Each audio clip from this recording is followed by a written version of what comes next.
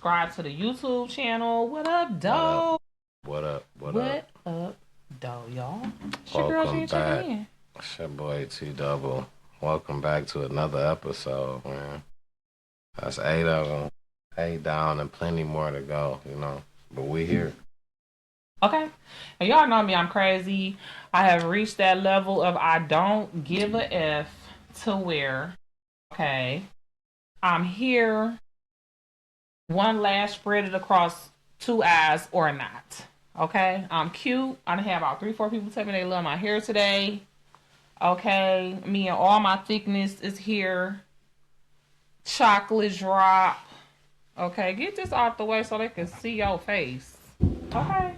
We here. Okay, you already know we're going to always represent Detroit. Gotta know it. You gotta know it. T-Double got the Pistons t-shirt on today. Shout out to them bad boys, man. Shout out to Don't play guys. with them. Yeah. Hey, listen, everything that they stand for, I appreciate it. They bringing bad boys back to Detroit. Bad boys basketball back. And as a Detroit native, as a fan of Detroit, I think I speak for us all when I say we Don't love play it. with them. We love it. Continue, keep doing that. That's what we love. It kind of reminded me, even though it wasn't in Detroit, it kind of reminded me of Malice in the Palace. You know what I'm saying? It kind of reminded me of that too. Yeah. I was glad they wasn't home, actually. Yeah, absolutely. I was glad they wasn't home, but I was proud. It could have got crazy in Detroit. Yeah, that's somewhere people don't. Yeah, don't try that in Detroit. Please don't do that. I was glad they wasn't home. But shout out to the Detroit Pistons. Y'all already know. I remember I was watching The Breakfast Club one day, and somebody from Detroit had called in because we one of those cities that they connected to a lot. They got businesses here, all kind of stuff. So people from Detroit always call in to get through. So DJ Envy was like, one thing people in Detroit gonna do, they gonna fight. Yeah, absolutely. Yeah, that's very true. That's valid. We will fight. So that is a thing. I got my Soldiers colors on. He got his Pistons. It goes together. Yeah, you gotta know it. Shout out to those guys, man, just for standing up for each other, Period. Because we're not about to play with them. Bringing that attitude back to Detroit basketball. We love it. Detroit basketball. Period. So I had to rep my guys today, man. Shout out. Yeah. I will bring out a bunch of other memorabilia, but for another time, another time. Yeah, when they get to the playoffs or whatever. So yes, thank y'all. Thank y'all for being here. It's another beginning of episode 8. So we want to say rest in peace to all of those who passed away this week. I wasn't able to find any notable celebrities. If I'm missing somebody, y'all comment below. Blame it on my head, not my heart. It's been a lot going on, but rest in peace to all of those who we lost this week. Yeah, I can't remember. I don't really remember hearing nobody this week, thank God. Right, thank God for all of our health and for all of our lives. Absolutely. Prayers for those. I got my notes, y'all, so trust and believe. We want to make sure we send up a prayer for those who survived the Littlefield explosion today. Absolutely. If you're from Detroit, absolutely, you got woke up this morning at 6 a.m. by some type of weird alarm. Unless you were closer, then you got woke up at 4 o'clock to the sound. But well, yeah, that part. But yeah, over around this way, we got woke up to a weird alarm, almost like an Amber Alert. Or something like that. Yeah, it's what it reminded you of. Yeah. But apparently 12 people had to be rescued. 13 actually ended up going to the hospital. And 3 are still hospitalized. 10 are out. 3 are still there. As far as earlier tonight, we don't know. Yeah. Anything other than that, past that. But so our prayers go up to them. Guys, yeah. And anybody, I'm pretty sure Fox 2 News or one of your favorite news stations in Detroit got their GoFundMe's, or you can donate to the Red Cross. because that's who helps people in situations like that. And I wanted to say something about it. I rolled across a status that said that they knew somebody that was in the incident, and they worked at a job, and the job told them they had to have proof that they lived there or that they were in the incident. And I think that that's bull crap. I think that that's bull crap, absolute bull crap. And I just don't think people shouldn't play with people like that. That's not fair. I just wanted to say that. We won't speak no names or nothing like that, but that's not fair. So you know who you are. Yeah. I mean, I guess you right though, because you never know. Like, I might not have had it on my ID, or like, how do I, if I don't have no proof, like, how do I really prove it? You know. Yeah. But then you do got them idiot people who just see some shit on the news and try to use it to get off work. You know how people just be trying to get off work randomly for no reason. I understand, but as a business owner, this would be something that you can't hide this. Now they ain't got nowhere to go. The whole building is you got to change your living. And that's what I'm saying. If it's true, yeah, you can't hide it. You know what I'm saying? So if you ain't got no proof, like, how do you prove it? I don't know. Anyway, yeah, that's kind of messed up. But at the same time, you know, as a business owner, I kind of understand. I mean, nowadays, camera phones are everywhere. Pull out your phone, take some pictures, record. Oh yeah, well, that part. If I'm standing here during the time that fire is getting put and out, all I'm this, outside, the ambulance and all that. I'm pretty sure. In the morning, I'm gonna show you. I'm pretty sure they took some type of live footage while it was going on, unless they was like really hurt. But if they was one of the 10 people, but I guess it might have been people that wasn't home. Could have been. Possibly. You know what I'm saying? Like, I live here, but thank God I wasn't home when it happened. But like, all my stuff still burned up. Like, I'm still having a tragedy today. I don't really want to come to work. And I think some people had to be like rescued. Like, well, no, 12 people had to be rescued. So they had. But to what if they was one of the people who just didn't have to be rescued, right? Because they wasn't home when it happened. That's possible. But this is still their house. Yeah. Like, they live here. All their shit burnt up. Their family was involved. Like, I just didn't have to get rescued. But damn, that's still my house. I'm still going through something. Right. I don't want to come to work. Right. Now you got to prove this in order to continue to have a job. The one thing you don't want to lose right now is your job. Oh, God. Like, that's crazy, so. Yeah, that's kind of messed up. Yeah, I thought that was kind of bold. So, yeah, double prayers going out for them people. Yeah. You know, for their peace, you know, stability. Let God show up and show out in their lives. Right now, in the mighty name of Jesus, everybody who is believers, we're going to come together and touch and agree. Amen. Amen. So, speaking of that, well, first, let's just give kudos and also send prayers for all the first responders, the DFD, DPD, the EMTs, everybody that came to help save them people, the people that's praying for them now, you know, donating, all of y'all. Let's all of us be filled up too. You know what I mean? Absolutely. As a community, let us all be filled up. You know, speaking of the Lord, prayer, and being, you know, being a prayer warrior and a vessel of the Lord, let's pivot over to Marvin Sapp, right? And the whole thing that happened with him this week, where he locked the doors, which he didn't lock the doors. He closed the doors. They keep saying he locked the doors. He closed the doors, right? I'm new to the situation, so I'm listening.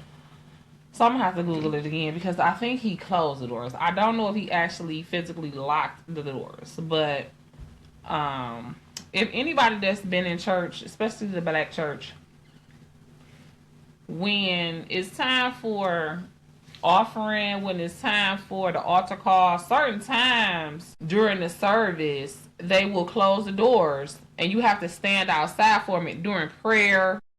You know what I'm saying? It's certain times where if you come to church late or whatever, you have to stand outside and wait before you can go in, or you have to stay in there and wait before you can go out.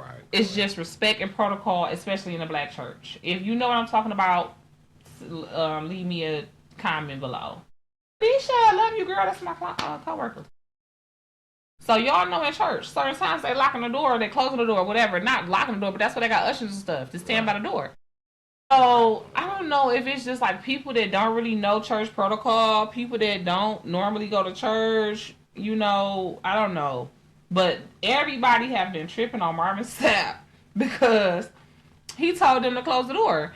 And even so, like, you know, people, especially black people, we have a problem with tithing off, right? We don't want to share our money with the church, which notably so, there's been several times where preachers, pastors, churches have misused funds, lied to the congregation, whatever. But at the end of the day, that's where faith comes in at. You know what I mean? It's about your relationship and you wanting to pour into the kingdom. That's, and I don't mean to dumb the kingdom down, but it's almost the same. That's like if you paying your alms or whatever, like if you giving something to the poor. If I'm giving some money to a poor man on the street, I can't dictate whether or not he gonna go get some crack. You know what I'm saying? Right, true. If that's what he want to do with it, that's once I give it to him.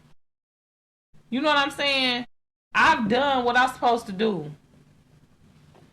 At the end of the day, I just feel like people overreacted with the whole Marvin Sapp thing. And then today I opened up my phone and it was like he got arrested. And I was like, I know this better be a lie. On TikTok. Oh, wow. On TikTok, it was saying someone he got arrested for kidnapping.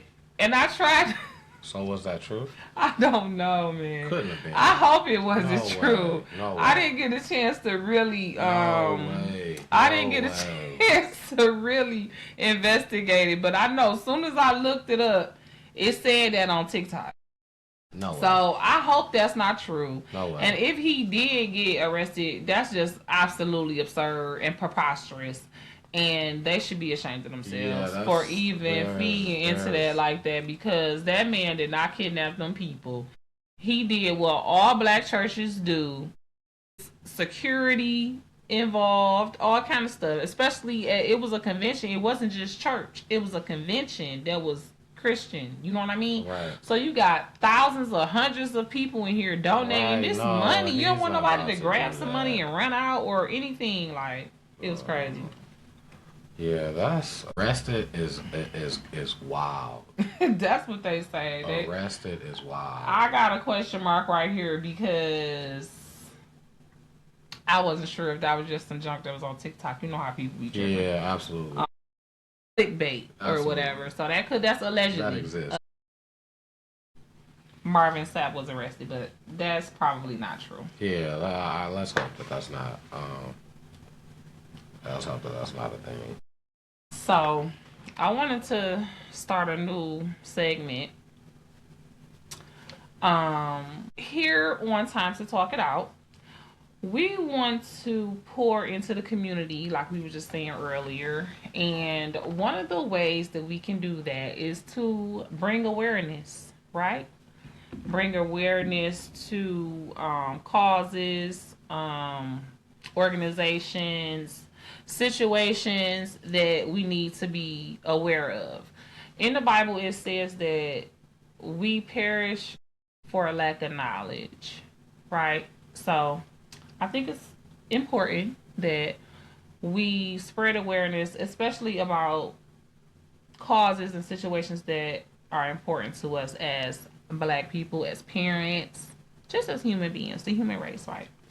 So April, we'll do this every month. We'll figure out what the national awareness months are for the month or whatever, and then I'll talk about it. Cool with that? Oh, that's cool. So, I thought it was really interesting. A lot of these months, because y'all know it be a new holiday every day. It's like, some of them be cool. We won't speak on that one just yet. Maybe we'll say that for the most recent one that we celebrated.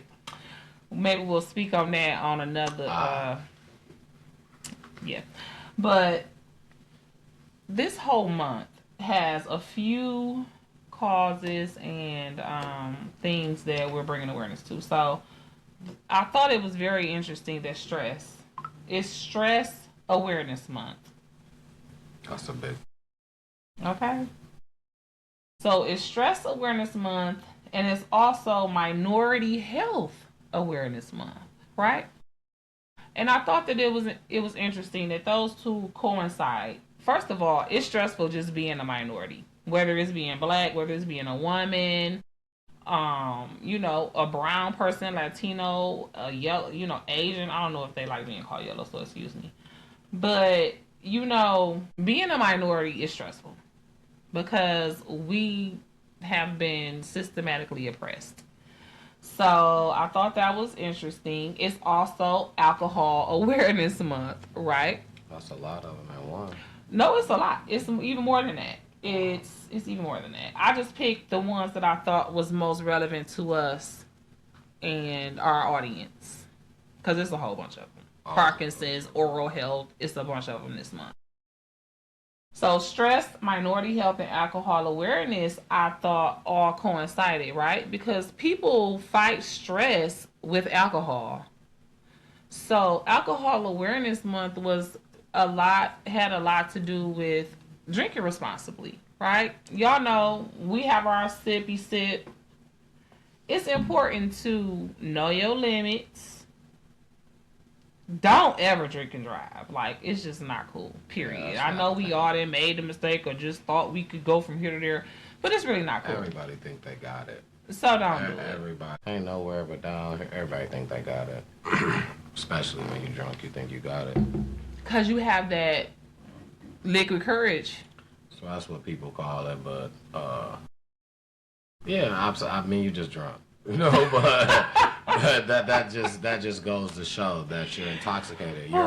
You're under the influence because you feel as if nothing can stop you, as if nothing can get in your way of making your next move.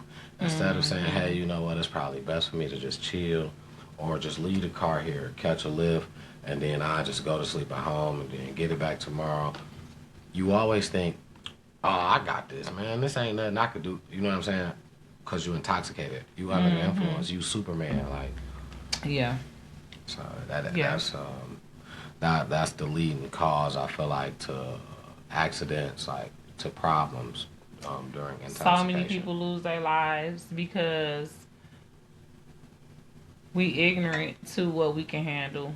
So don't even try it. If you know you've been drinking, just sit down. And if you know you can't handle your alcohol to where you like to fight and all that stuff, drink alone or don't drink. Because people don't deserve that. People trying to drink to have a good time. Me personally, I drink to have a good time or fall damn asleep. Yeah. I ain't trying to fight. Yeah. Okay. So, there's that. And also, and I thought most importantly, Sexual Assault Awareness and Prevention Month and Child Abuse Prevention Month, right? Which those go together too. Because a lot of the forms of child abuse is with sexual assault. And a lot of times people do that because they drunk and can't control themselves. Or they just use being drunk as a reason to prey on people. So it's cool, I think, to say, I need to monitor my drinking. I need to know who I am when I'm drunk. Because some people change and be a whole different person when they're drunk. And then they be like, oh, I don't even know what I did. I don't remember. That type of stuff. That's alcohol awareness. All of these go in together. So I thought that was interesting. I don't know whose idea that was to make them all mixed together like that. But I feel like they do. And I feel like if we can be aware of all of these things, how, number one, stress can add to all of these other things, we can prevent a lot of it. Right. Yeah. If you prevent stress, you can improve minority health. People can be, less prone to going to alcohol for their problems, to be more aware of how to use alcohol responsibly. And a whole lot of this SA could be prevented and child A could be prevented. So, and also, I thought the funny part and the fun part was that it was Oral Health Month. So, you know, make sure you're keeping your teeth clean. Flossing, Listerine is a good one. You got anything to say about that, T Double? No, I think you covered all the bases. Absolutely. Yeah, I think you covered it all. Okay, good. So, I think that's a majority of like the important, serious stuff that I wanted to get out of the way in the beginning. You guys go ahead and Google or use whatever your favorite chat GPT is and research those awareness months and those causes or whatever. It's very important. Pick your favorite. And I thought it was also great that Financial Literacy Month is this month. And I think Black people have been embracing financial literacy more over the last like 20 years. So because they didn't teach us financial literacy for real. Yeah, it wasn't a thing. They don't want us to have it. They want us to be done financially. Yeah. What up, though, y'all? I'ma say it's probably Black people has probably been getting smart about it as soon as they noticed. You know what I'm saying? That as soon as they noticed that it was possible, the difference was just back in the day they just didn't do it the right way. You know what I'm saying? They were smart about the money, but I'm not gonna say they were smart about how they made their money. Let's put it like that. You have people that made money, just probably wasn't the right way. You know what I'm saying? Investing and stuff like that. I think that's what we're getting more literate about, and I'm grateful to God. Awesome. I love this. This is my family. Yeah, I feel like we're becoming much more financially literate as a people, and I'm very grateful about that. So, yes, it's also Financial Literacy Month.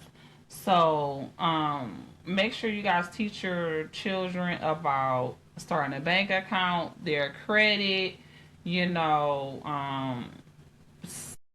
into the stock market, IRAs, 401ks, all of that.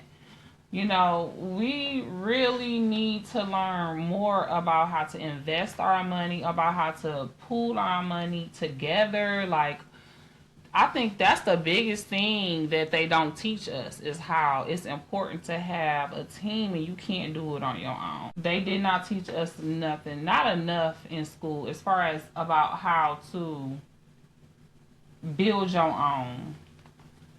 I don't think so. Yeah, so shout out to Financial Literacy Month. I mean, the whole financial part was skipped over.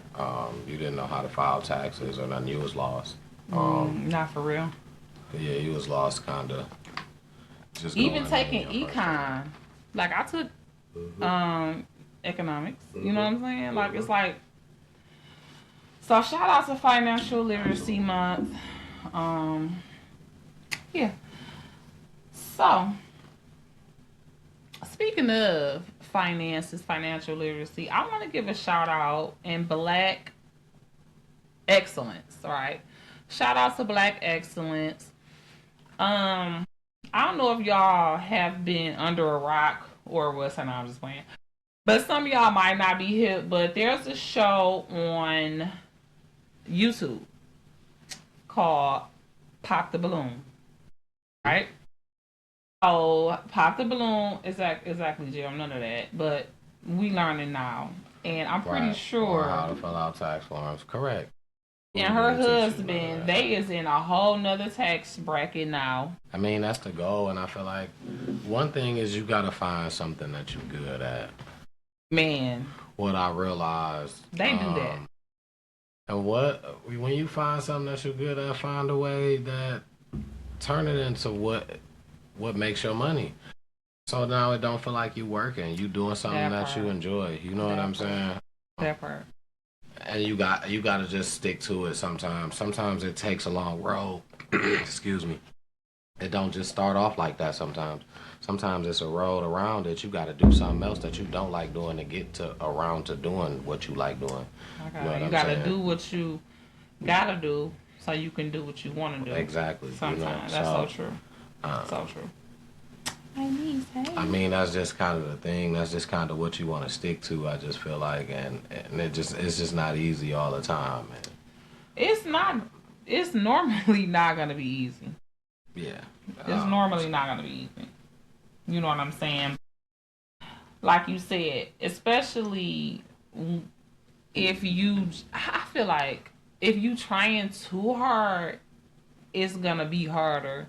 But if you just kind of go with the flow and do what feels right, what the Holy Spirit puts on your heart to do, and most importantly, if you serving people, at the end of the day, this all look fun and games, and it's like a game show, you know.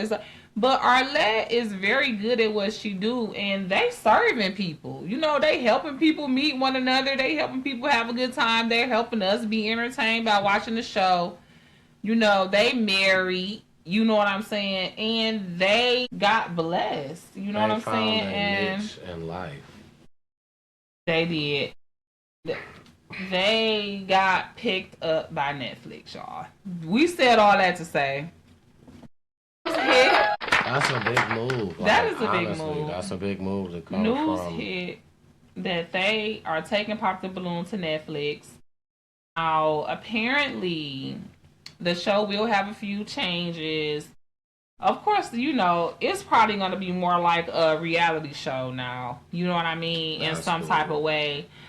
Arlette will not be hosting the Netflix version of the show. But my girl Molly from Insecure, aka or BKA, Yvonne Orji, will be hosting the show.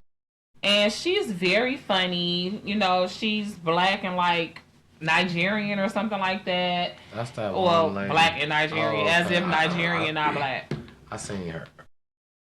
I know who you're talking about because you showed. Okay, I remember. Yes, she's gonna be hosting a Netflix show, but Arlette still gonna be doing the one on YouTube. So that one not gonna change. That one's still gonna be there. I mean, that makes sense. That makes sense. But I think it's dope. Yeah, big shout out to them though, because that's a big move. That's a big step up. That's a great accomplishment. Man, what? So shout out to them. They them. got a big bag. You know what I'm saying? And a lot of people like.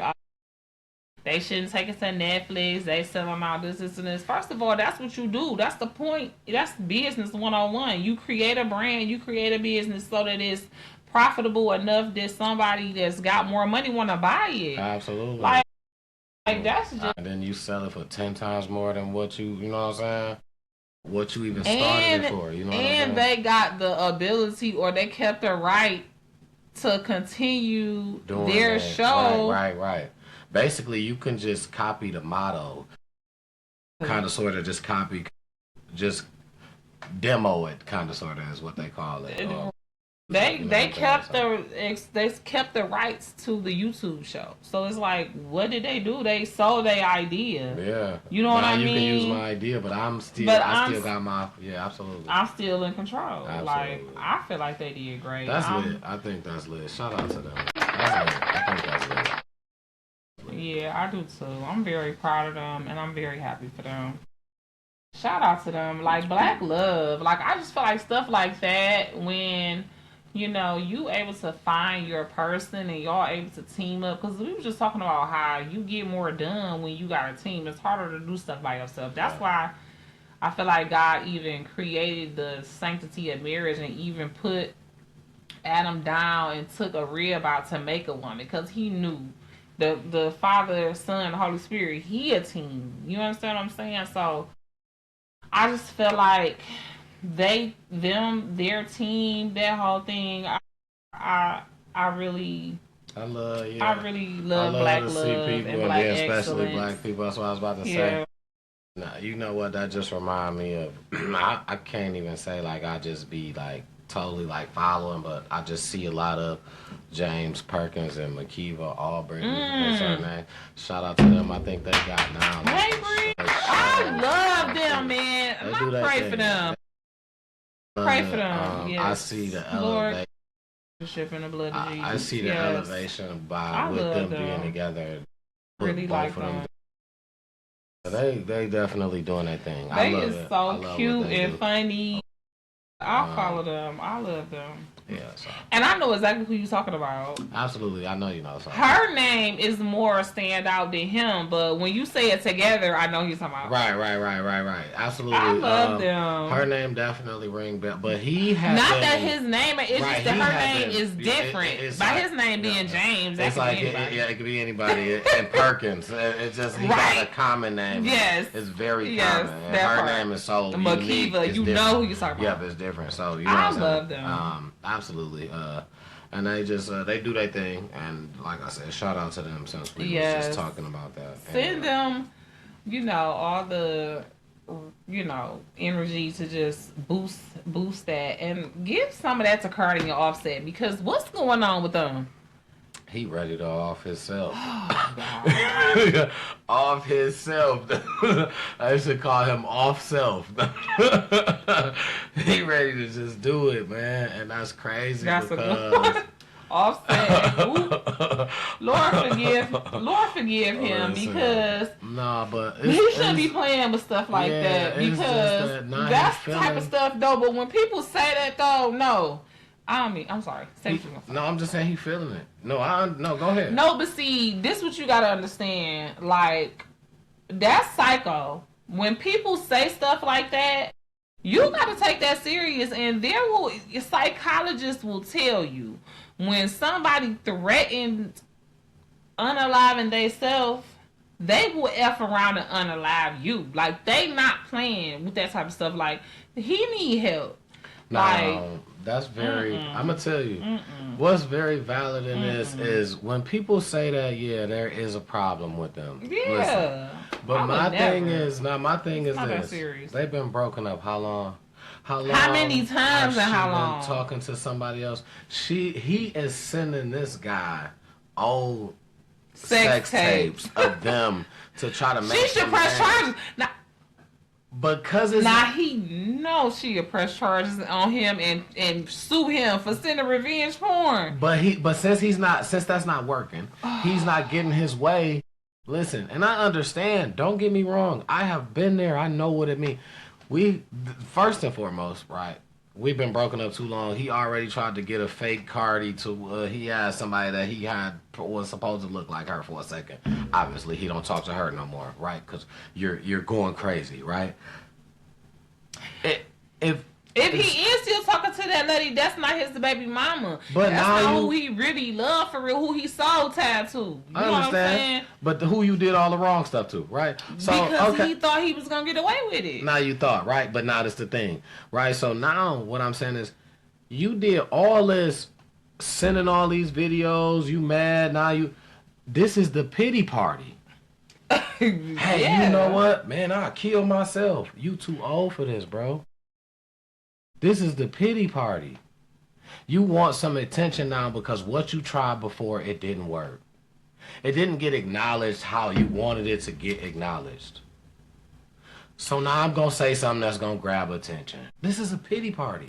It's very narcissistic. If it's happening right at the time that the hurt, then it's like, you know what? Dog might really be feeling like that. You gotta watch out for him. He might be, you know what I'm saying? Don't let him be by himself. But he's still hurt. No, but you wanna know what? He the type of mud effer that's not gonna do it on his own. If he did do it, he only do it after he did it to you. He ain't gonna do that because shit. He ain't gonna let you stay. He ain't gonna do that shit. That's why the only reason why he'd do it is if he didn't already did it to you. It was never even a thought in his mind. That's why it's brought up so late. Because nothing he can do now can draw attention. Oh, it's gotta be a thought in your mind to say it out your mouth. Because now I think it's gonna draw attention. If he already had signs of this or already was saying this before, okay. But he might have, you don't know. This probably was when she just gonna tell I feel like she would have said that, or it would have came out. Yeah, that might have been the first time he said, that's probably it's the attention grabber. Yeah, because she the type that's gonna tell as soon as he said. Yeah, she not playing with him. Once she was done with him, she not playing with him no more. It's not a game. It's an attention grabber. Hey, you know what? Once she was really gone for real. Once she was really done for real. honestly, what I female like, want her baby daddy? Whether you talk to him or not, you don't want him to just kill himself. Like, come on, for right, real. man. Come on, So let's dog. be for it's an That's attention terrible. grabber. That's I think it's a pity party. that's so fucked Listen, up. if I'm wrong, I say that. I And will come and and and I and think it's an attention grabber. It's a pity party. You fucking with an NFL oh my nigga. This a nigga god. who also get millions too. So you ain't fell off. You ain't losing nothing. It's a pity party. It's an attention grabber. If you ask me, I'm gonna leave it at No, that. rest in peace. You know what I'm saying, to a lot of people, like, because, and if you feeling, Suicide is yeah, real. man, if you Suicide is feeling some real. type of way, That's real. That shit real. it's Real. a suicide number. We gonna have to put it in the comments or whatever, because like that's real. Like he said, that's real, because my sisters, God be covering, Lord, cover my baby sister with the blood of Jesus, because her child's father, God rest his soul. That's all I'm gonna say. It's been a little over a year, I feel like, since he been gone. And I really couldn't believe when he died. Like, that junk was so messed up. You know what I'm saying? And she was really sad about that, because they was like this. That was like her best friend. And so for people to play like that, and like, if you is for real, God bless you. I want you to know that, right? That's not necessary. People love you. You is important. People forgive you. God forgive you. I don't care if nobody else don't ever forgive you. God forgive you. You know what I'm saying? And you don't have to do that. And we don't want you to do that. And we love you. We want you to stay here. And we'll work through whatever's going on with you. Whoever it is, they'll work through with you. And if they won't work through with you, then you don't need them in your life, because you got Jesus. And he is here. He will never leave you or forsake you. So please, talk to somebody. Understand that there is somebody that love and care about you. I don't care what you think, even if it's just Jesus. But it's other people too, because Jesus will make sure that you got other people in your life. Because you don't know who watching you. You never know who. You never know who just. It could just be that person that just used to seeing you. Like, you could be a bum on the street. You know what I'm saying? Think nobody even noticed you. But it could be that one old lady that just used to seeing you standing in front of the gas station to help her with her groceries, or to pump her gas, or just to open the door for her. And when you not there no more, she might start missing you. Like, dang, where is that guy I used to give $1, a quarter to, so he could do the, you know what I'm saying? You might think you don't matter to nobody, but you matter to somebody. So please understand that your life is worth it. You special. You important. Everybody matter to somebody. And you can count on the Lord to make your next day better. Just keep your mind on him. Rest in peace to all of those people that we lost to. And serenity. Praying for the peace and serenity to those people that was left behind. Those people that may have had somebody in their life that fell victim to that. And Offset, shame on you. Like, no, and let me not say that. Especially not if you suicidal for real.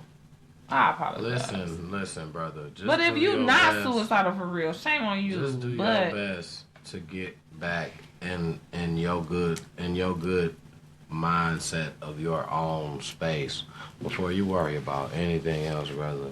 And that's my advice to you as one-on-one. I don't know you. You don't know me. Listen, I ain't to you. I'm the regular of the regulars. You know what I'm saying? So my advice probably means nothing, brother. But I'm telling you, I've been in a space and I've understand. And that's why I don't even like for people to play with stuff like that. I want a space. It's crazy, right? That'll take us to a whole nother. We'll be in a whole nother. We could talk for hours about a space I've been in, but it got a lot of similarities according to the situation, and I know how it can get, and I know how crazy it can get, and I know how when you feel like you lost it and it ain't no coming back. I've been there. I've been at the lowest of the lows, underneath the dirt almost. You know what I'm saying? So I feel like I had moments. I had that moment. I had my moment. I ain't just play. I ain't just say no words. Like I said, we ain't gonna dig into it. But I ain't just play. I ain't just say no words during my moment. You know what I'm saying? So I don't like for people to play with that, and I don't like for people to use that as a say, oh, I want some sympathy because I'm not getting it from you, so I'm gonna say this outlandish statement and something crazy that's absurd to now I know I got your attention because you know that physically that person don't want that to happen to you. Mm-hmm. But that don't mean that that's gonna make that person like you no more than what they already did. If anything, might make them scared. They gonna try to keep their distance. So from me to you, brother, get in a space where you're comfortable with yourself. That's it. 1-on-1, just be comfortable with you, man. And hey, if you was really feeling like that, then you was really feeling like that. Then you waited a hell of a long time to be feeling like that. You sure was able to do a whole bunch of shit before and after the situation to say now that you feel like that. But I can't tell you how to feel and when to feel it. But the thing is, you obviously need to get some stuff straight within you. You got to get comfortable within yourself first, brother. And that's just my words to you. Because I hate to see that you in the news run for that's what happened. You know what I'm saying? On that type of tip. I would hate to see that, me personally. So Don't do that. Don't do that. And don't play with that. And we don't need that with that. But I mean, because at the end of the day, a person that's like crying wolf. You know what I'm saying? that's Because people exactly really what have, people really have issues, and like people really have a hard time dealing with stuff, and like people really like don't do that. Don't cry wolf, and don't communication is important. Yeah. You know what I mean? And if I feel like when people do stuff like that, they're using communication as a weapon. Not really. I'm not even gonna say you're using communication because you can talk to this person, obviously, right? You can communicate with this person without having to do that. You using this person's feelings against them, basically, because of how you feel about me. No, I know that you may not want what I want out the deal. You don't want to go back to what we had, but it's like, okay, but I still, I care about you enough I want to at least see you doing good. I'm basically using your feelings against you at this point. Because you want to see me doing good. So now if I tell you shit, I don't care about myself. I'm about to go and jump off the bridge. It's like, why? I don't want that. You know what I'm saying? Like, I may still love you enough to tell you, you know what I'm saying? I care about you. I have love for you. Yeah. But it don't mean it's the same. I don't want to be with you, but that don't mean I don't want you right, you know what I'm saying? On this earth. So, and I feel like that's the thing. You using people's feelings against them. And how old is Offset? Too old to be playing middle school kid games. I know that for sure. Well, that's not even a game no more. Like it never was. That. He needs to get that together. You should be past that. You them already had tragedy. And they married. Like it's not even like just baby daddy, boyfriend, girlfriend. They literally married. That's so messed up that she got to deal with that. But it is what it is. He already know though because he was the one who really had to deal before her thinking that. You know what I'm saying? He was getting on with somebody and thought she was just gonna always stay underneath him, not knowing that she blew up bigger than he did. You know what I'm saying? Oh, because he was out first. Basically, yeah.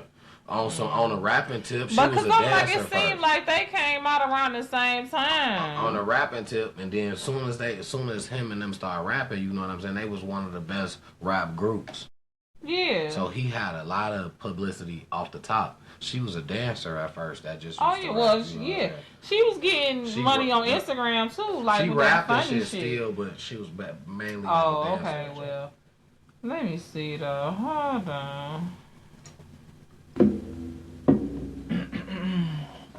They talking about 2008. It was later than that when they got popular though, right? They came out, and that's why they that. came out hitting. I think they first, as soon as that might have been right around the time. 08, 5, 6, 7. No, that's too far. That's, yeah, 15. That sounds more like it. Their debut studio album was 2015. Because 2008, that's when they first probably start paying. That's when they start trying. You saying that's their first album, but I'm saying they first song that made it, because I'm trying to think of what's the first song that I remember from them. And it's crazy because I was kind of just watching something that kind of showed this, and it took it all the way back. I can't. It's a couple songs, because it's a couple songs that they had before. Walk It Like I Talk It, when that came out, that seemed that was like one of the first ones. That was like one of the not the first one. Oh no, that was 2018. They came out before that. That wasn't the first one. That was one of they was already on. Slippery was 17. I remember Slippery too. I remember Slippery. That was on still. Oh shit, yes, Handsome and Wealthy. That's 14. They was on that? Yep, that's they Handsome and Wealthy. Yeah, that's them. Oh, that was their first one then. Okay. I think, I don't know. Motorsport when that's way that's way after that. Handsome and Wealthy, I think that was one of the first, if not the first. That might have been, and that's 14. Okay, that might have been. Let me see what they say. Yeah, that's just a mixtape. Anyway, because that's how they was getting on, basically. Okay, so when did Cardi come out? Okay, so yeah, now Handsome and Wealthy, that would be the first time that I feel like that's one of the first ones, if not the first one that put them in my mind. Right. So let me see, when did Cardi come out with Bodak Yellow? Even though I knew about her before Bodak Yellow, but I will give them Bodak Yellow. I won't. Was that the same year? Okay, so you're right. They was out before her. They was out 2014. She came out 2017 with Bodak Yellow. Even though. Yeah, because them mixtapes she was putting out mixtapes at the same time as they was, cause she had that mixtape. Where she say some shit like, "If we beef, we gonna be forever." And she say some other shit. I wasn't listening to her back then. I know, I can imagine. But she had some good shit. Her first two mixtapes was damn near as good as her first album. That's why it's taking her so long to put out some more shit, because she put out such good shit. Her first two mixtapes was fat. I can probably believe it, but see, why they started off gaining a lot of publicity, because a lot of people started comparing them to Bone Thugs and Harmony, because they was like, shit, basically, who is the best rap group, and they was getting compared like as a group, because Bone Thugs and Harmony had different styles as individuals, but when you put it together, that shit was like, and they was just like that. But they was the newer version of them. Mumble rappers, they mumbling and shit, but they all mumble to a different like because Bone wasn't mumbling, Bone was singing. Right, Bone, but that was back then. That was the style then. The style now is mumble rap. Oh yeah. But you had them different type of mumble rappers. That's the style they created. That's the style they created. That's the style that they like. That's popular now. You know what I'm saying? I'm saying that's the style that Bone created. Yeah, Bone really, I would say Bone created the style that they was using, because to me, Bone and Twista was similar but different. Right. Bone, Twista, Busta, they all rap fast, but they was all different though. Hell yeah. Fuck yeah, they was different. They was different as fuck. Yeah, they didn't. But you understand. You still only motherfucker I didn't really understand was Busta Rhymes. But I'm not gonna lie, it's motherfuckers that understood him. But I don't know if it's because the raspiness in his voice, and when him rapping fast, motherfuckers didn't understand him. I mean, I didn't understand him. But when I say motherfuckers understood, motherfuckers can rap that whole shit word for word. I can't do that. You know what I'm saying? But Twista shit, I understood what Twista said. Yeah. It wasn't mumble, like, it wasn't no words that was like, But see, Twista from Chicago. You know what I'm saying? Chicago, Ohio, Indiana, Wisconsin. I feel like we all connected and we all got a similar sound. It's different, but it's similar at the same time. It's the Midwest shit. Even St. Louis. Even St. Louis. Yep. It's the Midwest shit to where you don't really get it, but you hear it. You kind of understand because we connected. You know what I mean? I don't know. That's probably why we could. That's why. And that's what even Twista though. Even you're right. Even Twista and Bone. Like some of the shit Bone was saying. Like it took me a long time to understand what the fuck was going on first of the month. But first of the month. I just feel like mine in the hood. I don't know what the fuck. Right. But I feel like I understood. Now I understood more of Twista, and I heard a lot of Bone Thugs at the end. I don't know if I heard them at the beginning, right? I heard them at the end, so I heard a lot of they popular shit. Well, I heard them and the shit that I heard. I was a little bit older. I'm a little bit older than you. You can just put it out there. Understood. But what I heard from them, I heard. It wasn't like it was misunderstood. I wasn't sitting there rapping it word for word again. Everybody tried to learn first of the month. I mean, of course you did. What they say, shit. See, I can't remember. But you know what I'm talking about. His sister got the check out the mailbox. Stop playing with me. I know exactly. The food stamps, she had to go get the stamps, so he had to look out for the check. Now, if you ain't of a certain age, you don't know shit about that because y'all been getting these EBT cards. But there was a time when you had to go pick up your food stamps. I had a couple. And you had to make sure nobody picked up your check out the box. I had a couple rolls on me a couple of times, so I know about it. A couple rolls on me. Shout out to Mom Dukes for that. Who wanted that? Who wanted that little book with the $5, the 5 ones? The little small book. It had a $20 bill in it. I mean, it had a 20. I think 2 10, some shit like that. All together, it came to about like $80 or something crazy as hell.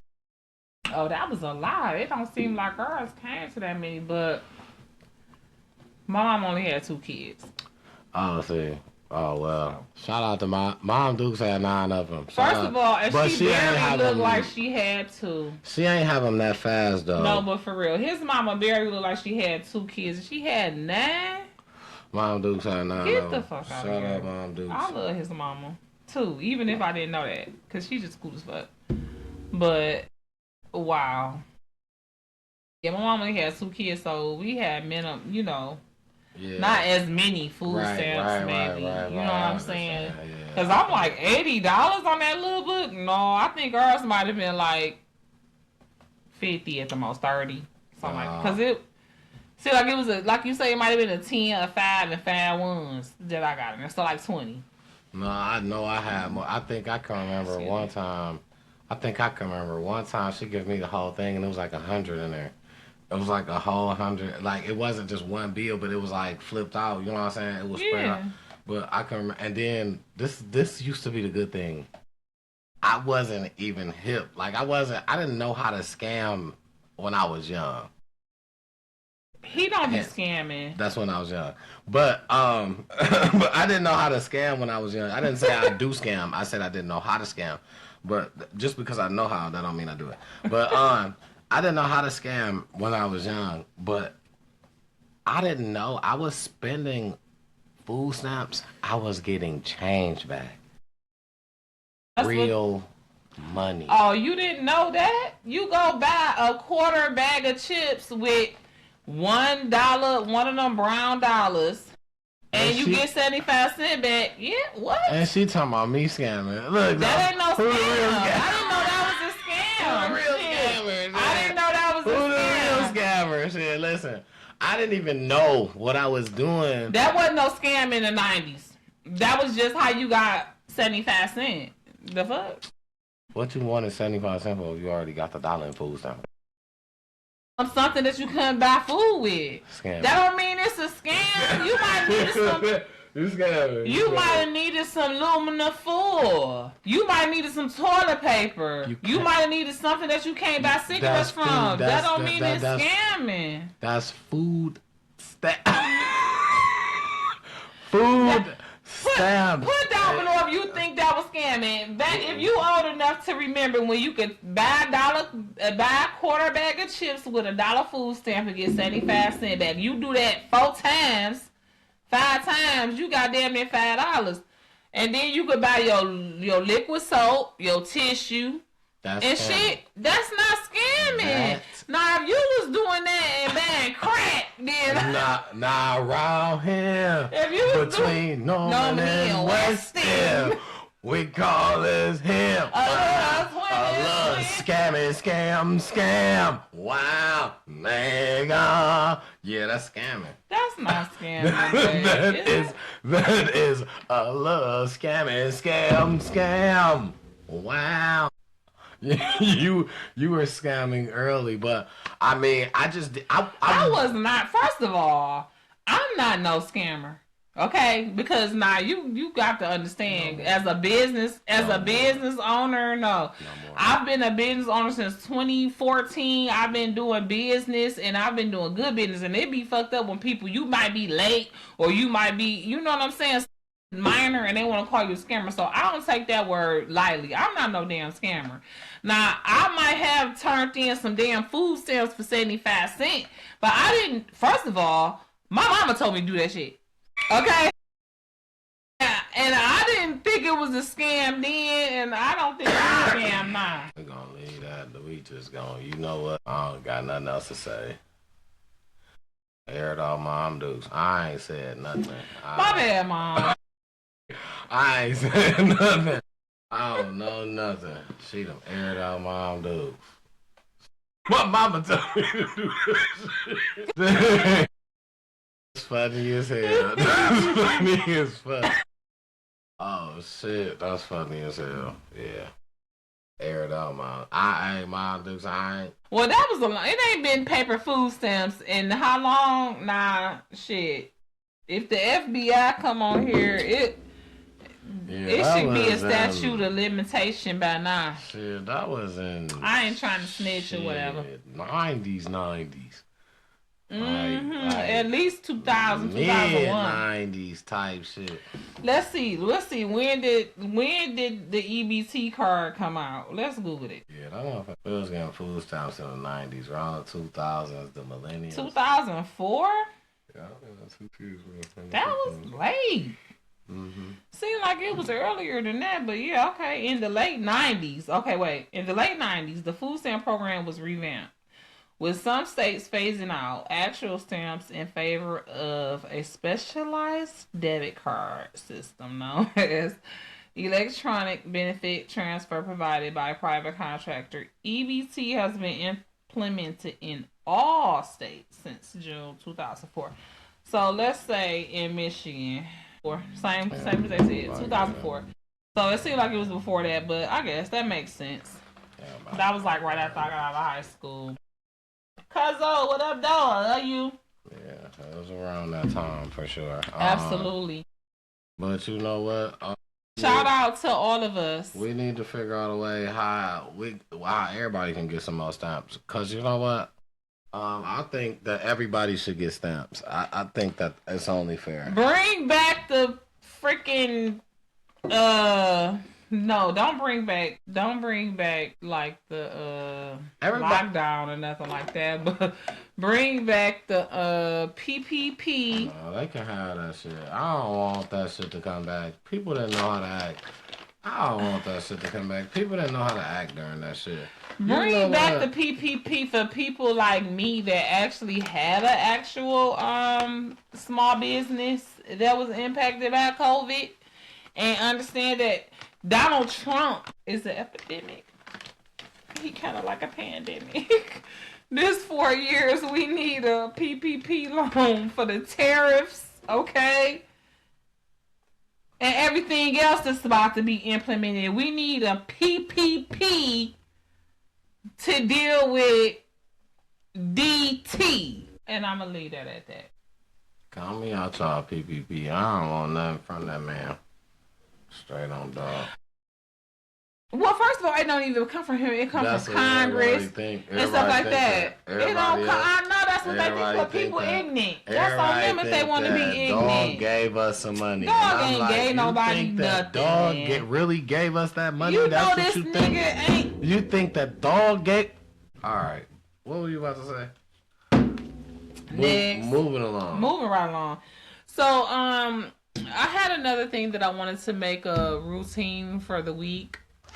I see you a routine list that you trying to. Okay, let's go. I want to be. Let's go. I like it. I'm here for it. Yeah. So this week I shared a viral situation on our page, and I wanted us to discuss it. And I thought maybe our viewers, supporters, not fans, but supporters. Well, I said I could have sworn I shared it. I think I know exactly what you're talking about. That you did share here. It's a nope, because it ain't here yet. Nope, it ain't what you might think because I don't see it. I'm sure it's what I think. It's not. Whether you see it or not, I'm sure it's what I Is the picture? Is there a picture? Is there a picture to what? Oh, it wasn't a picture. So then that's not what I'm thinking about. And I don't understand it. This? Yes, that too. Let's start that as I look for the other thing. You bring that up because I think it's you read that one or whatever as I find the other one. Now, a topic that we were planning on touching this week, excuse me. There's a post that says, I'm getting an overwhelming amount of information in my inbox this morning about a restaurant in Detroit called Table Number 2. Mm-hmm. Now, Table Number 2, I tried to look this restaurant up. I can't remember where it was at. I thought that it was another restaurant. Table Number 2 is, I want to say it's on Jefferson. I'll give you a location in a second. Don't worry. All right. So let's get to this. Apparently, the owner has been scamming his employees out of their income tax checks in 2023 and 2024. There was a registered sex offender that worked in the kitchen alongside high school interns, and former manager was charged with raping a customer after hours in the establishment.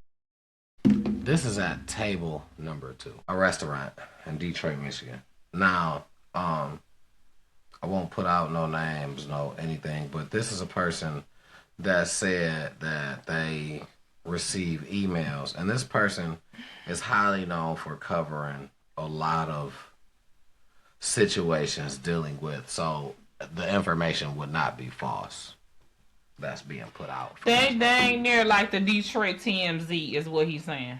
So with that being said, with this person saying that they received this information, this is on Brush Street, 1045 Brush Street, Table Number 2.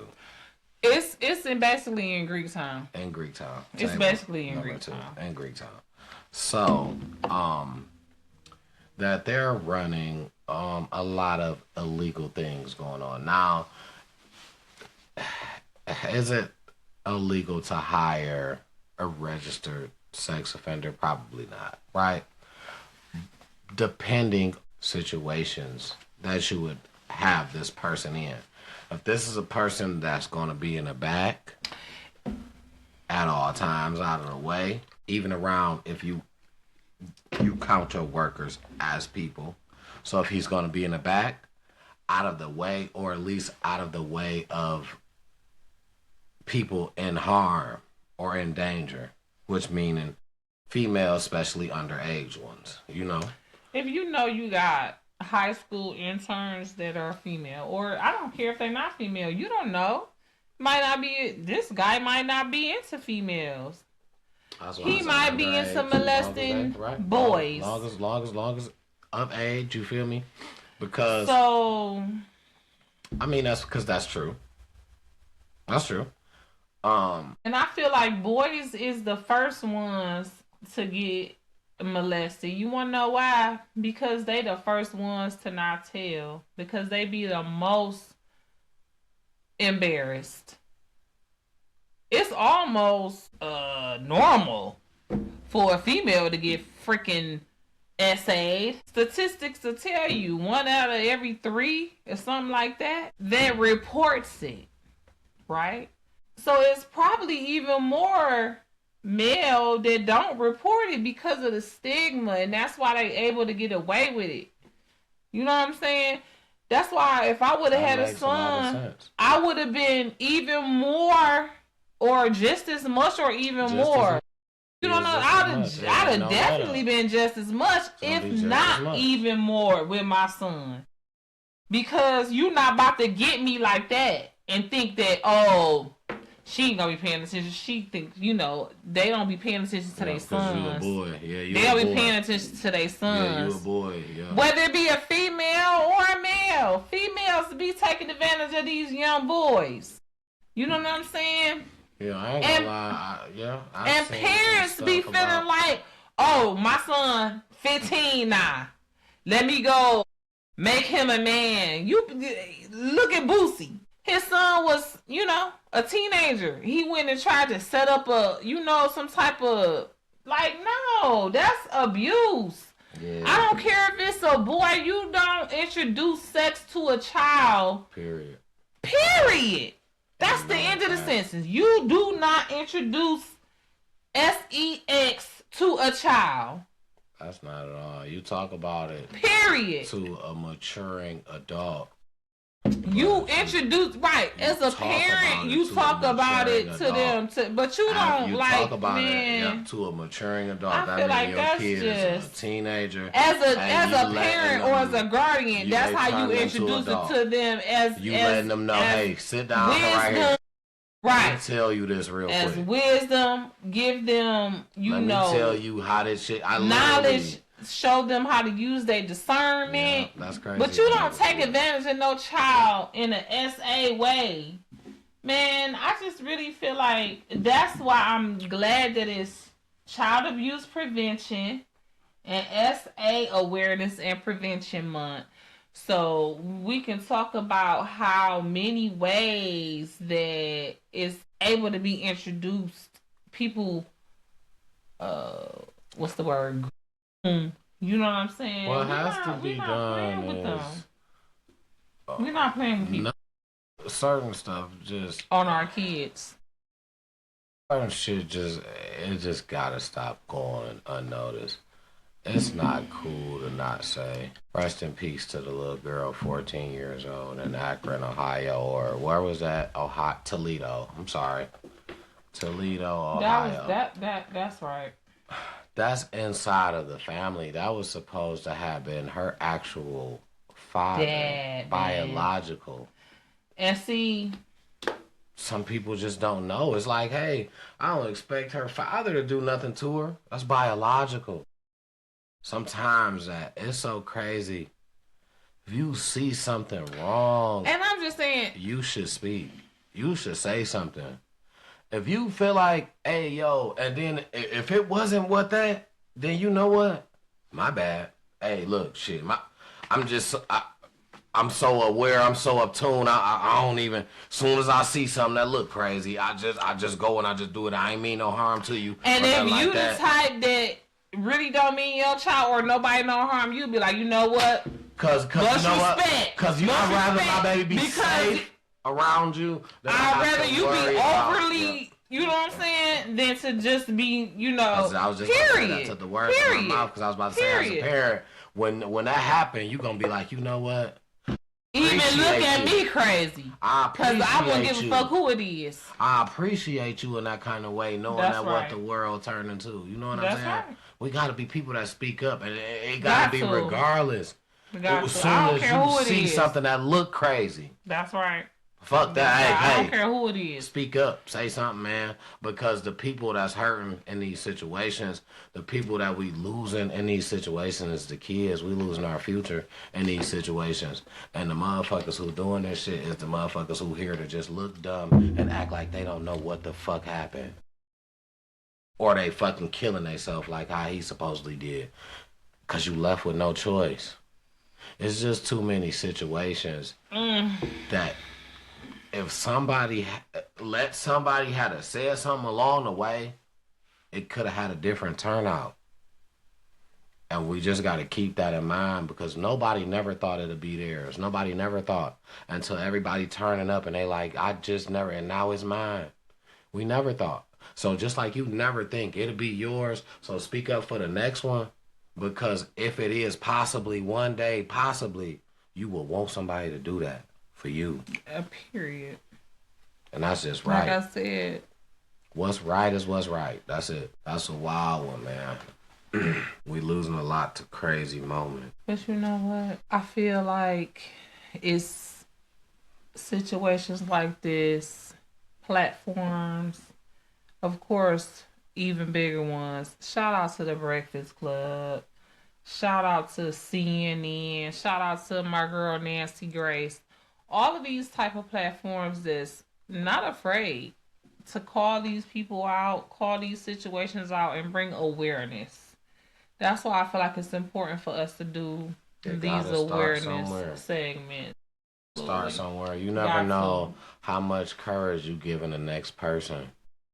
Sometimes that's just all it takes is a little bit of encouragement. Somebody might see you doing it and say, hey, man, you know what? You right. That's the thing. Now I just got enough. What? This that's don't look all right. I needed. You right. This don't look right. Maybe I should say something. It might not be nothing, but hey. Hey, you know what? I'm just gonna say something. Doing it. I'm just say something anyway because it might not be right. It could change so much. It could change so much, man. It used to be a village in the neighborhood growing up in the 90s. And I 70s, 80s. I can't speak for the 70s. I can speak for a little bit of the 80s. I was really old enough to see the 90s. The neighborhood was a village before it was fucked up. The fucking dope man bought all the kids ice cream. He sold dope at the corner, but you know what? All the kids around the hood, as soon as the ice cream truck came by, at least once or twice, the ice cream truck might came by 6 times. He only did this maybe 1 or 2 times. That's it. But he want every kid outside ice cream. That's to show the parents appreciation because they know that he's selling dope down here. They know he's selling drugs down here. How many of the parents on the block that he done turned out and let's not do that. I mean, he probably did do that, but what I'm saying the difference is, was he bringing violence to the neighborhood as quicker as the youngins are right now? Was it shootouts? I just watched something. I just seen something just earlier. Somebody was taking their groceries in, and somebody had a shoot and got shot because 2 other people arguing and had a shootout. Innocent bystander who taking their groceries in got shot. How is this just happening? Make this make sense. What I'm saying is, it's incidents everywhere. It's incidents all the time. It is. It is. Nowhere is different than nowhere, but how often were there people that were going right against their neighbor growing up when we was young? Yeah, you went against motherfuckers who crossed this main street from you. The young niggas did. I watched that happen, yeah. You beefed them because you held certain hood values and shit, but you took care of the motherfuckers. I always felt like that was an issue. People in the same neighborhood been fighting. Why? Forever. That's a thing. Because they're fighting for neighborhoods. They're claiming a certain area. It's territory. That's what hood that But if you notice, that's mainly in the black and the brown community. It's a hood thing, period. It don't matter where it's at. It's a hood thing, period. But claim something and I claim... But you don't see Sterling Heights versus freaking Madison Heights? They're not a hood. That's my whole point. That's why I say it's the black or the brown community. No, they are just not in hood ways. So you don't see it in that way. You don't think they dislike each other? Oh, they dislike each other, but they do other shit, petty shit that's above the tax bracket of where we're living at, to the point that we don't that's not shit. We don't know about it. We don't do that. You know what I'm saying? That shit that we don't live in that means because the tax bracket is just a tad bit different. You You know what I'm saying? They do bullshit that's gonna cost you money along the way, or they do some bullshit that's gonna make it so, you know what I'm saying, you gotta pay a certain bill or something extra this year that you didn't have to pay last year. Or they telling on you in a way that they expose something that you tried to hide or something. That's some shit that they do. That's a flex for them. Political that's they type shit because they feel like, nah, I got over on you. Ha ha ha. Like, but we just more grimier with it, but it's getting grimier to the dirt, and that's what I don't like. To the dirt, like I remember being a kid, you could watch like people dead in the dirt. I remember being a kid, you could watch motherfuckers scrap and then shake hands, whether they was gonna be cool after that or not. But they scrapped and then shook hands. You know what I'm saying? Nowadays, if you fighting and the nigga say, don't jump my mans, and ain't nobody jumping his mans, and his man's getting his ass beat, he's still about to pull a pistol out and try to shoot dog because he just beat your man's ass and ain't nobody try to jump him. So why you pull out this, why you put a pistol out then? That's just lame to me. I respect two niggas that put their hands together and then say, all right, fuck it. If you gonna be my mans after this or not, we ain't even gotta duke it up. We can put the hands together and nigga, then I'm done with this shit after this shit. I respect the nigga who say, nigga, I don't give a fuck if you beat my ass, I'm gonna get up and keep coming back until nigga I win. If you eventually don't win after nigga done beat your ass 5 or 6 times, I respect you more than I respect the nigga who said he wanted to fight and then he pulled the gun out. That's like, rest in peace, Ray Sean Bryant. That whole situation down there, I was right there, like not 100 feet away, waiting on my lamb chops to come off the grill. Y'all don't even understand. Pop, that ain't no gunshot. That's a firework or something. We down here, you know, we winning. Oh no, I think we lost that day. But we normally been winning. We have been winning. We had started off winning. No, I think we lost the game before. We lost the game before because he was like, even though we lost, that was his post. He was like, even though we lost, we still had a good time. Niggas knew how to act. He said it wasn't no problems, no nothing like that. We had lost the game before. I think we won that game. If that happened, I think we won that game. And then the Lions ended up donating like some money or something. I think we lost that game, babe. I want to say we won that, and I will pull it up right now. When was that? And we won ever since then. Like we won ever since then until that game we lost. I'm trying to remember because I know the first game before he was saying something about us losing, but he was still at the game because he was like he had a good time. He was still tailgating or whatever, but. I'll tell you for sure. I was there in both games. I was there the week before, and I was there that week. Cause I don't remember exactly, but that whole situation could have been avoided. You know what I mean? Absolutely.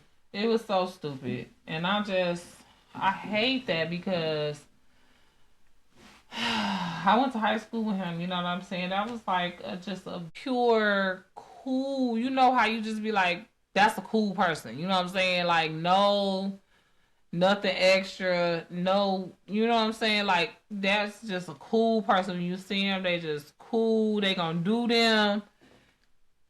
He was a dancer. For what? Okay.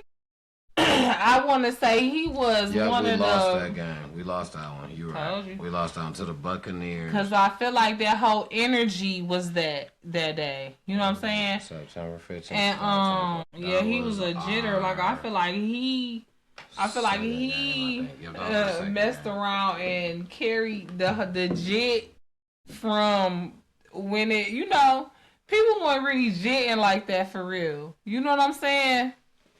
Is you crazy? I must be. Do you know where you at? Yes. I'm in Detroit. You are in Detroit. These are where jitters are. I know, but nothing but all down my timeline. I see people jitting. I know people that was running jitting competitions. Like my dog won a jitting competition like in 23. He tried to run it back in 24. They was scared of him. Right now he want to run it back in 25. They was doing. They was giving out like $1,000. Okay, they got like but let's talk about from '09 to 15. People wasn't jitting like that. That's what I'm saying. There was a time where it fell off a little bit. Let me tell you. And I feel like him, Yo Dog, a couple of little small community kept that shit alive. Let me tell you what you know what I think. I think that the crowd that you were just around were not those. You have to be around jitters. That's what I'm saying. There was a community. Jitters maintain a crowd. I got another dog that I went to school with, Sonic. He was just jitting at the halftime show at the Pistons game, and I posted on my page. I just told you, there's a small amount of time where I feel like it fell off. What I'm telling you is that it never fell off. Not in the community, it probably didn't fall off. No. Right. But in the mainstream, because there was a time when everybody was jitting. You know what I'm saying? And then it fell off a little bit. Jitting has always been a thing in Detroit. I don't think jitting has never went nowhere in Detroit. It's where you're at. That's why I just what did we just say? Community. Detroit. Even in Detroit, though, it fell off a little bit. I can't say that. I can't agree with you. Well, maybe I'm wrong. Because you're right. Because there was a time where I just came from outside. I mean, right. I feel like, if you wasn't paying attention to it, then that's what I'm saying. You're right. There was a good 10 years where I sat in the house. I wasn't outside. And Jitten still had his own. Garfield. Right. Before I start sneezing. Come here. You want some? He want to get give us some kiss.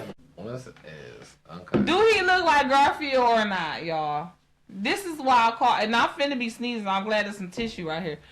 Do he look like Garfield or not? The live action. Get this motherfucker some lasagna. This is my boy. His name is Biscuit. This is my boy. His name is Garfield. He's just over a year old. When I'm here, his name Garfield. And if I'm not here, his name Biscuit. He does not leave us alone while we're shooting. So if you see us always looking down at our feet, trying to tell him to shoo away, and this is what you guys are. This is it. This is him. Yeah. He's extremely huge. He's extremely bad. If anybody wants a cat, drop it down in the comments. Let me know. I will let you have him. Just let me know. I think Garfield probably the only one who eat more than me. Yeah, he has he don't have no bottom to his stomach. It's like bottomless. Look at him. He's just a little adorable kinda. Look at him. Yeah. You about to get down, okay? All right. I'm gonna be sneezing in a minute. Okay, say bye to the people. Bye-bye. Bye. It's too late. It's all over there. Just take the whole shirt off. I almost was about to, but I don't want to, Okay, yeah. That's all right. I'll take it off when I'm done. But yeah, now you guys got to meet. Now you here. Now he wants to talk and all that. He wants to show out now. He don't never do that. Now he want to show out. So,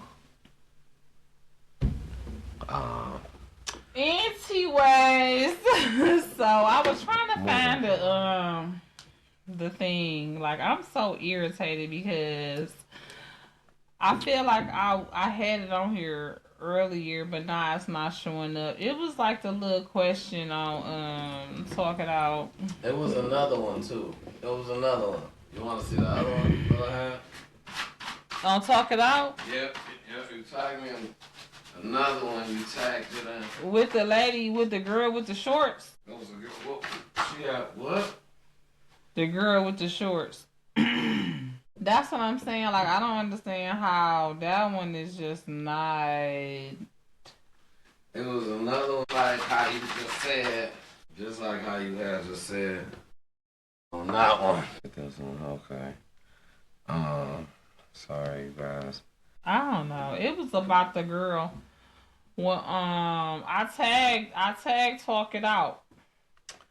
Boom. So this one says, and you said, I'll let you know my thoughts tonight on Time to Talk It Out. Okay. Okay, so here's another question. This one says, ladies, I have a question. My son is 24 years old. His dad never, ever did anything for him. Seen him maybe 5 times. I put him on child support and he never paid. It's up to $163,000. Let's say I receive that check. Whose money is it, mine or my son? We had a debate about it. I told him if he don't get his ass out my face with this BS talking about it's all his money. I said, it's mine. I did everything for you, and if I decide to give you some, you better be happy. Was I wrong, or was he right? Now, what you think? As a son since you and a daddy. You know what? Since you was so ready, I had already had my answer when I had seen it. But since you was so ready, I feel like I know you want to get, you know what I'm saying? No, my main thing, I wanted to know what you thought about this. That's why I tagged us, because I thought this was perfect for us. As a son and a dad. As somebody who could look at it from both points of view. You know what I'm saying? I wanted to know what you thought first. So funny whole time, right? Why this was funny is because the situation is very similar to me and my situation but I'm not gonna say similar as far as like to the visits. It's very similar as far as like to the money been on child support. It wasn't that much. It was a stack of money. Never got paid, right? It's been like that. Talking about daddy. With me and my pops, right? Okay. My pops was on child support. My mama put him on child support. But this is what we're here for. Y'all my peoples. We're family at this point. Mom Dukes is here. I'm pretty sure Mom Dukes wouldn't be mad. I love his mama. Mom Dukes would come on and explain this better than me, but I can tell you, right? So Mom Dukes had him on child support for pretty much very much the time when I was young. Don't say that. He put himself on child support when he got her pregnant. She didn't. Same difference. I mean, listen. She did it. He did it. Same difference. I'm not blaming nobody. I'm on child support. Listen, that's just because I feel like that's what you're supposed to do. But okay. Okay. So Mom Dukes got him on child support, and he doesn't pay because he's swindling. Because back then, I guess, it wasn't really a thing that they cared about. You know what I'm saying? Trying to chase you. That was a new thing, way beyond his era of locking you up, finding you, locking you up. You going to jail for it. That was beyond. That was past. You know what I'm saying? He was way before that, as far as him working. Even if you look right now, I done been in his drawer. I done looked at a couple of his checks. Dog used to make nice money back then. He made nice money back then. Sorry, pops. He made nice money back then. If you was telling somebody you broke, he know you wasn't. I seen a lot of his checks. I used to look at them. Your ass wasn't broke. Yeah, I used to look at him all. He made good money, but he was taking care of a lot of kids. He couldn't keep his thing in his pants. Damn, how many kids he have? So because if your mom had 9, he had 5. Well, okay. 4, and that's another story. 4 and another story. But okay, 5. So the thing is, yeah. So when it came to him trying to take care of, you know,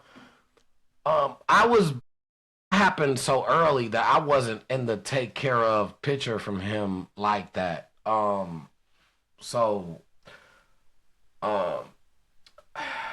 It happened slowly. We're going this to say, because I get so lost so fast, right? Never mind, because I'm lost. Okay, all right, next. We go listen next. No, because it'll come back to me eventually. So we was talking about child support. Oh, right, because now I'm supposed to give you an opinion. So basically, what I'm saying is, she put him on child support young, when I, you know what I'm saying, young, boom, and it came up to a certain. That's what throws me off. It came up to a certain amount, whatever, and they had some type of court situation, whatever. And she said, "You know what? I knew he wasn't gonna give it to me, so I waived the money." Right? How did I feel? It obviously didn't fucking matter because she had already done this. So I didn't have no say so on it. So I don't know if if that leads me to what I'm about to say in my decision. So I'm gonna let you say what you can say before I say my decision. So what you say? Well, what you was about to say? I had what?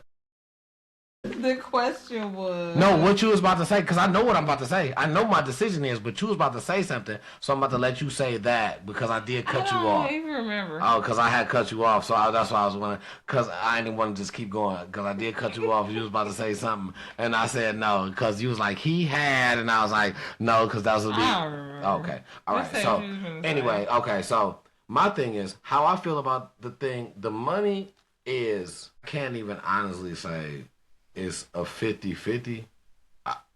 I'm going to say, and if I had to try to,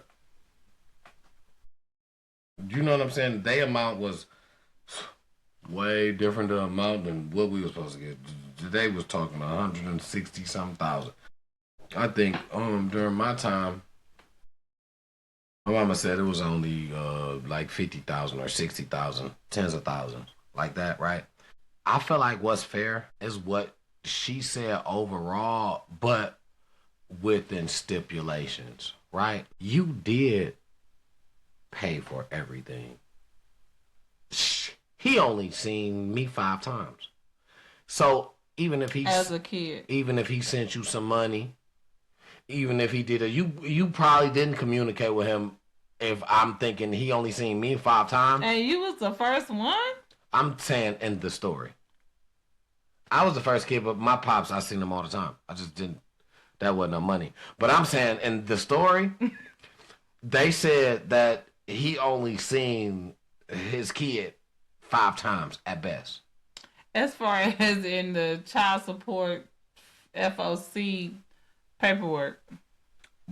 Well, I guess that's just what that's what she's saying that happened. Not the paperwork. She's saying that's what. No, not. I'm talking about the story. Anyway, right, like this don't even matter right now. Right, I'm talking about the story. This is what I'm talking about. I'm not. Oh, okay. Right, I'm not talking about that no more. Right, right. We're past that. I'm telling you, that's what my answer. Right, because that's what I'm telling you. Right. Because I'm like, what do you mean? So okay, listen. So what I'm saying is, his mama said that. Yeah. She's telling him she keeping the money, or like, nigga, you getting some, but nigga, I'm getting majority. Because I didn't do X, Y, Z, and you've like been around. She's right. She's fair. Yeah. Because the thing is, you only seen me 5 times, is what she said. So everything that you didn't ate, drank, the house that you lived in, the shelter, schooling. So I have the sacrifice. Fuck even just what you ate and all that shit. Yo, mental. And not I kept you at a mental to the point where you were comfortable living. You didn't want to go and live nowhere else. But I mean, that's what you're supposed to do as a parent, though. Not by yourself. Well, no, but still, I'm just saying. Not by yourself. So the thing is, if this money is what you call equivalent, as a parent, as a woman, as a human, if this money, what you saying, this is supposed to be equivalent to me raising a kid, because I spent money. Because if I was the father in your position, I would possibly feel the same way. And then how can I say, you know what I'm saying? So yeah. My thing is, shit, I spent money, but okay, so now it just comes down to human. Where is this money supposed to go? I feel like she is supposed to touch at least 60%, and then he lead, and then he should, cause he should get some too. Talk about the son, because there were certain things. There's a even if it's an allowance, you know what I'm saying. You look at, because if you just count down the times that the parent might not have been paying, and now this is making up for that. You know what I'm saying? I would at least got a $10, $20 allowance every week. You know what I'm saying? Right. Something. Give or at least something. on my birthdays, I could have got better gifts. I would have been getting something that I liked it. You know what I'm saying? But the thing is, okay, so now we talking $168,000 is supposed to be equivalent to I raised this child for 18 years.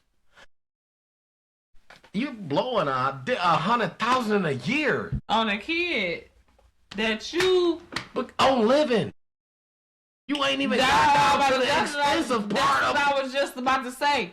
You not even counting the extras because that's just living. You ain't even got down to the extensive. That's eating every day, having a shelter home, being able to turn the lights on, going to school with uniform, just regular shit. That don't even count the extensive of you got holidays, all this gas shit. to get them for rest. Let's not even think about the extracurricular. Come on, you know what I'm saying? You spend $100,000 a year. Easy, especially with a kid. Now, I'm not saying that no participating parent is not enough.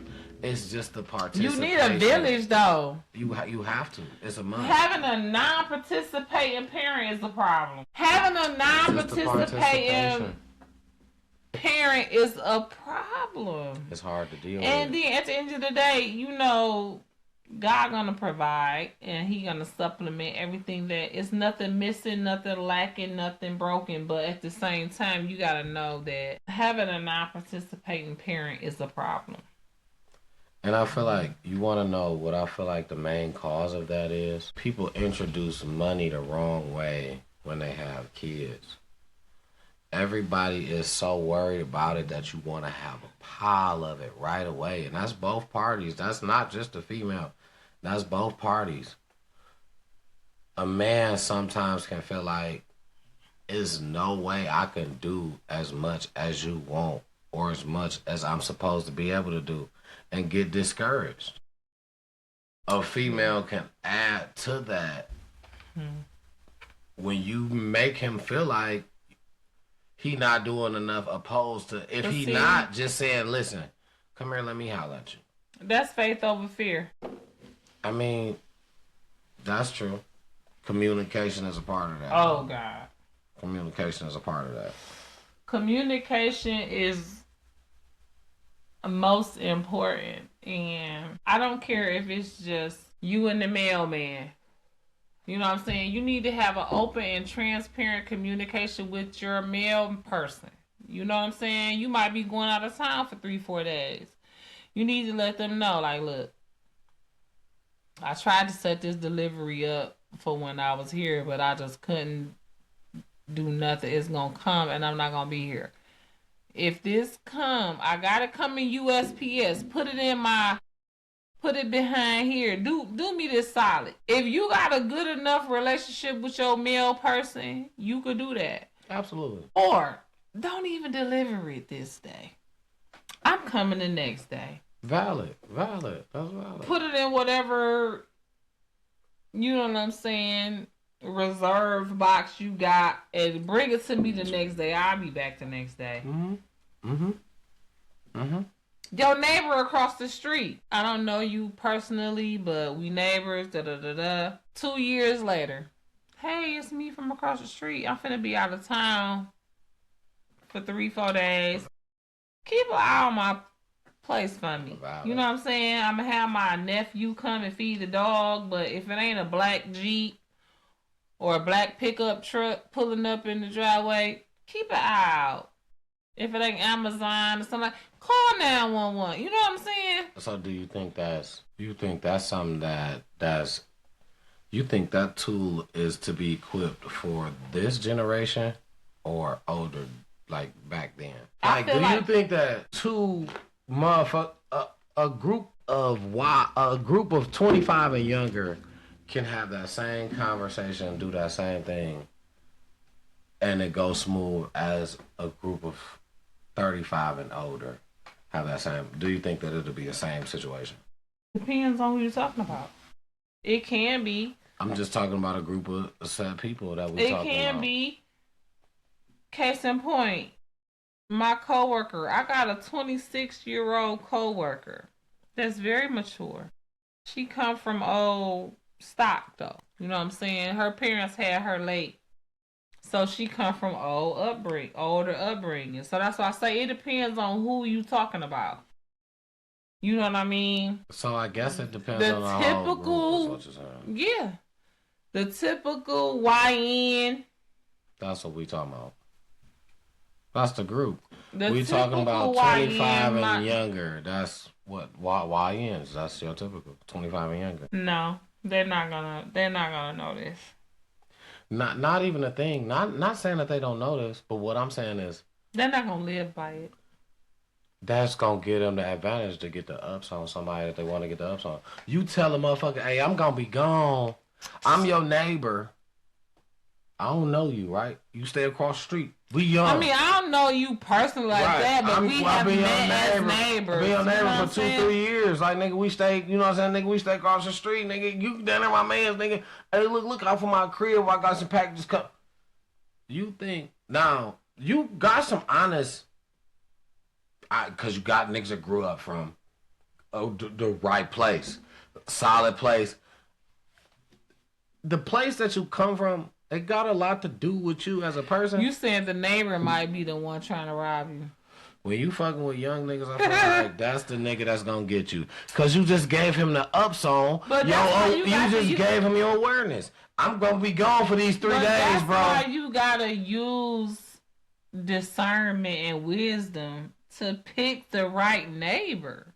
I mean, but you can't pick your neighbors.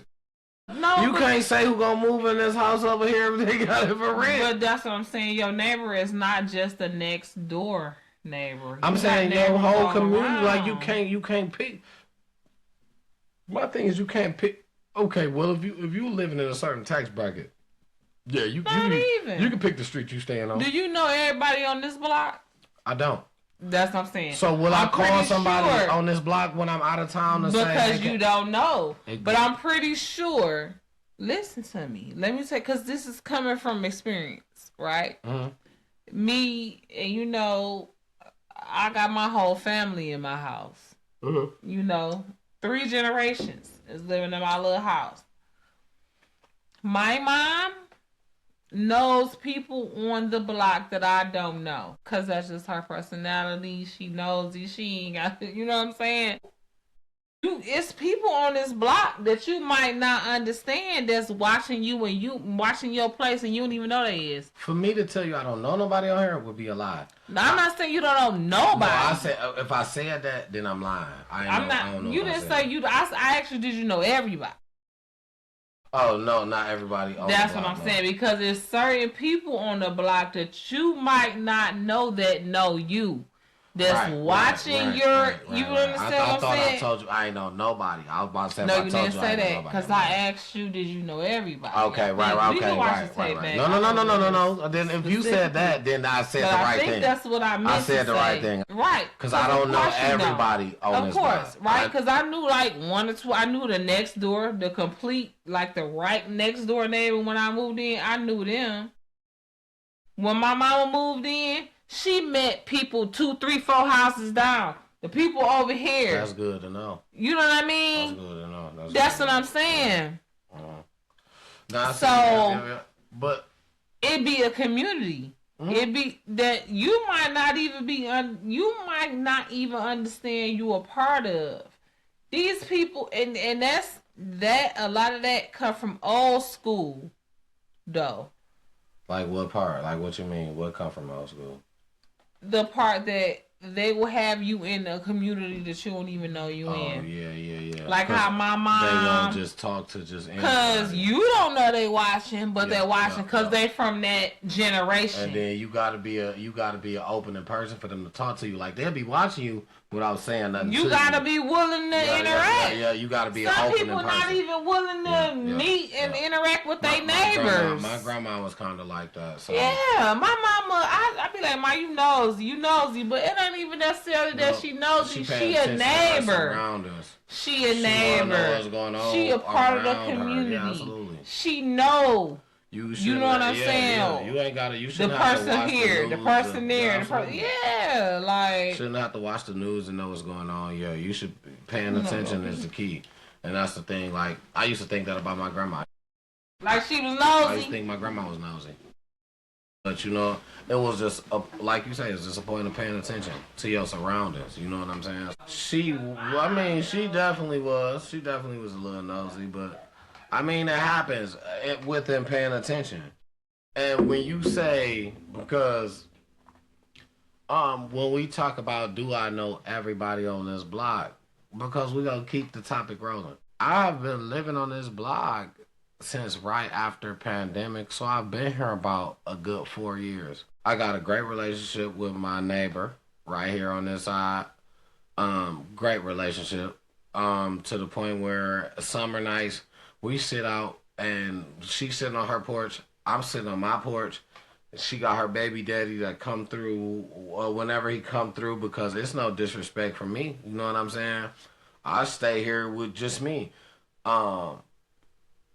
She offered me drinks, whatever, just on nights that we just sit on the porch.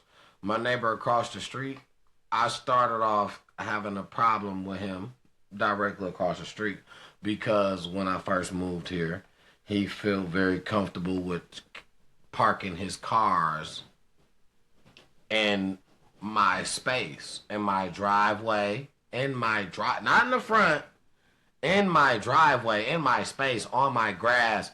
He just felt comfortable parking his cars on my space. And it was hard for me to now get in when I had stuff to bring. I'm hauling in stuff. And it's like, I just want you to not park in my driveway, brother. That's what I want you to not do. Just please don't park in my driveway. His daughter was throwing stuff. I'm carrying trash from their house all the way across the street to put the trash in my trash can while I was living here. So I did have altercations with my neighbor across the street at the very first. But, I mean, let's be real, right? If they would have came to you like, you know, neighbor, I got some extra stuff. If you got some room in your trash can to this week, would you have been like, you know what, go ahead, dog? Yeah, I would have. Communication. Right, and also, right, but the thing is, I felt like, so what happened was, before I lived here, I guess it was somebody squatting here, right? Yeah, so, and I understand that. They didn't respect you as a homeowner first. I guess it looked like I was repeating the cycle. Right? Communication. But the thing was, in order for me to even get it, I bought the house and somebody was already in it. I had to bring the police here to get the people out. Yeah. So once you see me going through legal actions to be in here, you should already know I'm not no squatter. And I'm not about to play with you. This is legal. I'm obviously calling police. Mm-hmm. This is legal. Mm-hmm. Mm-hmm. My problem was I felt like even after you seen all that, you still continue to park cars here. You still continue to try to use my trash can. You still continue to try to treat my house as vacant. Mm-hmm. I didn't appreciate that. Of course not. So we have had run-ins, me and a dude across the street. His mother was very respectful. She wouldn't even park her car in front of my house without asking me if I was outside. Is it okay if I park right here? And I told her, anytime, if you wanna, you can. I got nothing.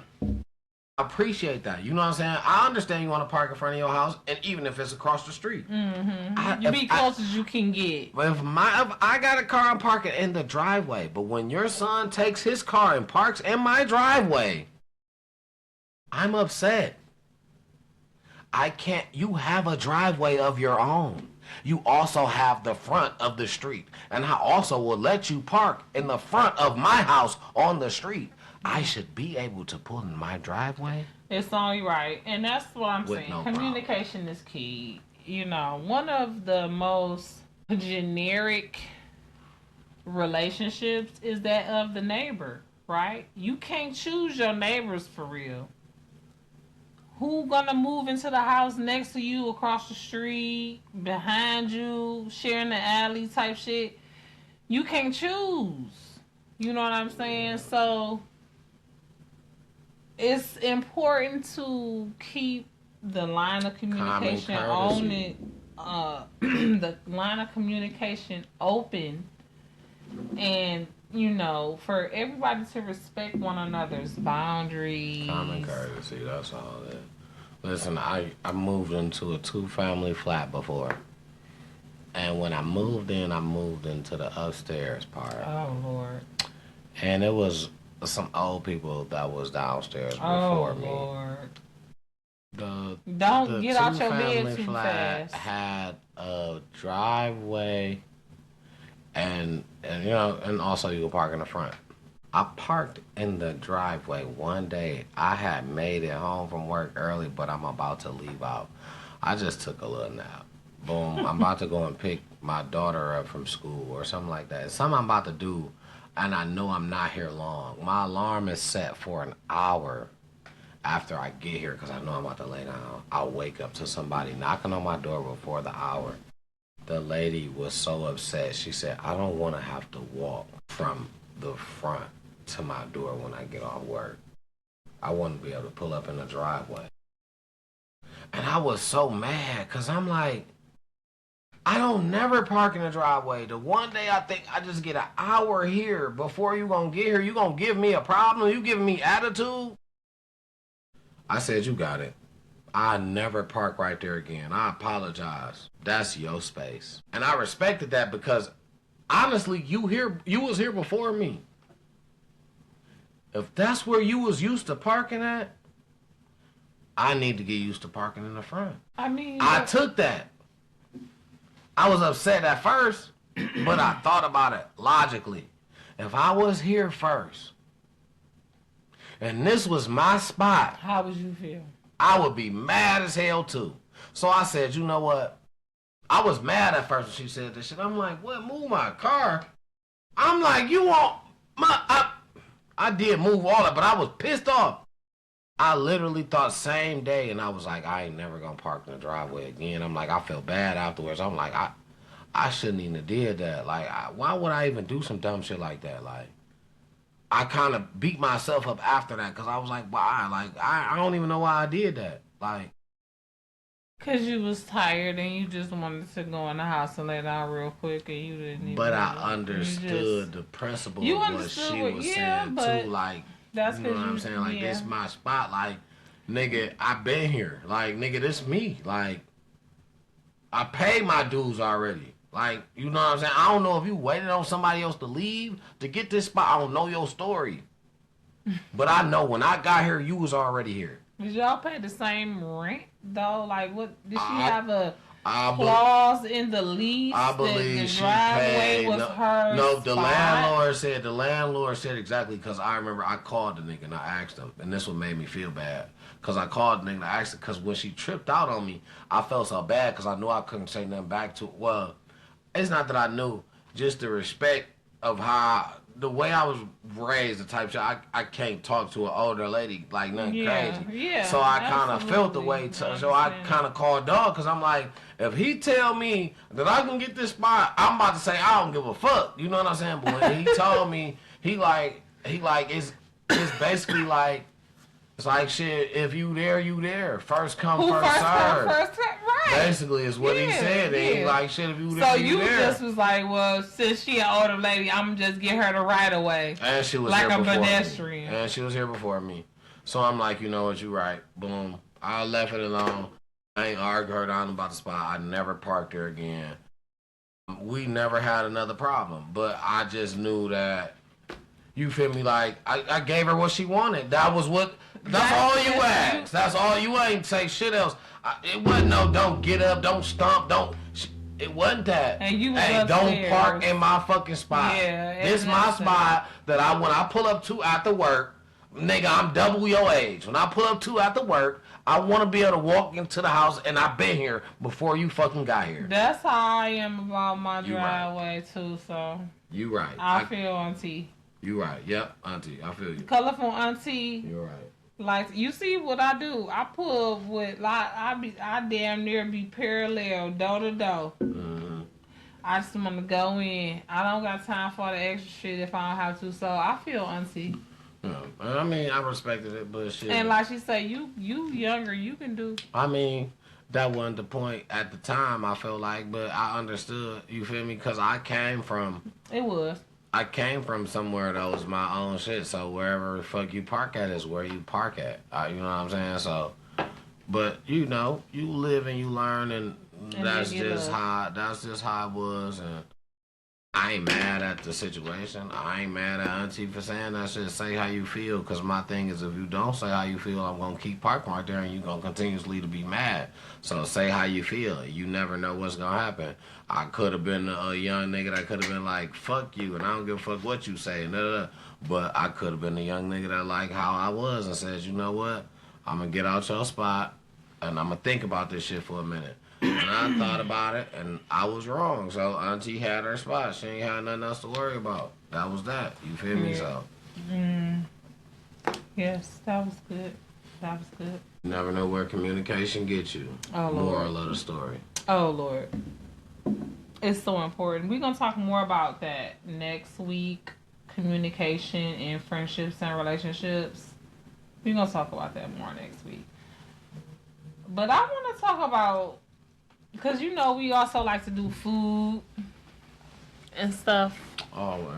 Do you have like a new restaurant this week that you heard about that you want to highlight that we might need to check out next week or anything like that?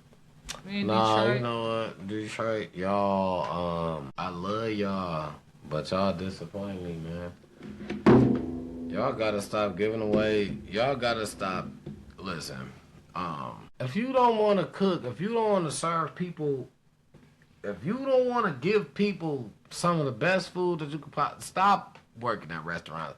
Stop filling out restaurant applications. Stop saying it's the easiest job to get. Stop doing. I don't care if you talking about Fry Guy. If you ain't making them fries, some of the best damn fries, stop making them. Leave them alone. Cause the way food costs, people paying their money for this shit. I work in food industry. I be damn if I put out a bullshit product and say it's all right. I be damn if I say, you know what? Man, they gonna eat it. It's okay. I ain't letting nothing pass. If it don't look like I'm about to eat that motherfucker right now, I wouldn't put it out for nobody else. And that's real 100. It ain't my money that's going into this shit. It's the company money. So number one, if this company want good product, I'm gonna tell this company, listen, we need to do this or let's do that. Once they say okay, that's what we doing. Cause I'm gonna say if we can't do this, I can't even work here. If you gonna tell me to put out some shit that's 2 months up, I can't work here. You gonna tell me to put out some shit that I know I'm not gonna, I can't work here. And until we just get when you just bow down to the people, of course, it's too easy. But until you stand for something, man, the people gonna give you anything, man. And I know this. And you mess around, be sick. I'm trying to tell you, I know this. I ain't gonna pay for anything. So I'm not gonna serve anything. That's important, man. When it comes to this food, listen, man, New Orleans give you good food, man, and I feel like they give you good hospitality. It's people that's eating street food, right, every day, right? Shit that motherfuckers prepare in the street. I want to go back to New Orleans. I want some more gumbo. The thing is, these motherfuckers in the street that's preparing their food gotta also be extra clean. You know, people that's inside of places. And not half as clean as the people on the street. Don't be half as clean as these. Y'all not trying. Y'all not trying. If you don't want to do it, bro, don't do it. Don't do it, because that's just make it worse. Don't do it. It's sad, don't do it. Because you bringing establishment down as a whole. You can be working for a whole black business, somebody who on the way up. If you got an attitude that you don't want to work, you know you push away customers on your own. It don't take the business. It don't take the persona. It don't take nothing about the business. It just take your attitude as a worker to push people away when you don't want to do it. When I can see that you don't want to make my food, I don't want it no more. Make mine with love, like how my mama do. Listen, man, y'all really gotta look into just doing what you love, man. Just do what you like. You got a passion for something. You got a passion for something. Do it. If cooking is your passion, do it. Listen, this how I know. But even though, but see, sometimes you have to pray that your passions can align with God's will for you. Cause sometimes it don't always align. You know what I mean? That's very true. But when you doing something, like you say, with love, like it ain't gotta That's be. That's why if right, when you do whatever you do, whatever you do, if you do it with love and you work heartily unto the Lord, it don't matter what you do. I'm gonna tell you this, and I say this all the time. I don't even like cooking. And this is not a joke, but I have been a cook majority of my career as far as getting paid for what I do. It has been a cook more than it has been anything else. Highly respected at this level of doing this because my resume runs so long. I have been doing it for so long. But if you ask me right now, hey yo, man, what you really want to do this cooking? You want your, and I'm gonna tell you no, it's not. But it's no way I can give you a half-ass product. Out of something I could tell you out my mouth I don't really want to do, but I do this shit every day. I do this shit to a T to the motherfuckers that when they know who I am because of what I do. I done had days I done cooked individual meals for every one of these niggas. Resume run long, it's no faking. I've done that. So it's, I mean, not the, I ain't saying I'm tooting my own horn, but I'm gonna pat my back. I'm good at it because I do it with a passion. I do this shit with dignity. I'm gonna do this shit with love. I'm gonna give you something that I want. I want everybody to love. When I put this shit out, I want you to be like, I want you to love this shit from the time you see it to the time it's gone. Like, damn, that shit was good as hell. Like, I really feel like, well, I don't know. I'm kind of new. I can't tell you, you know what I mean, more than you can tell you.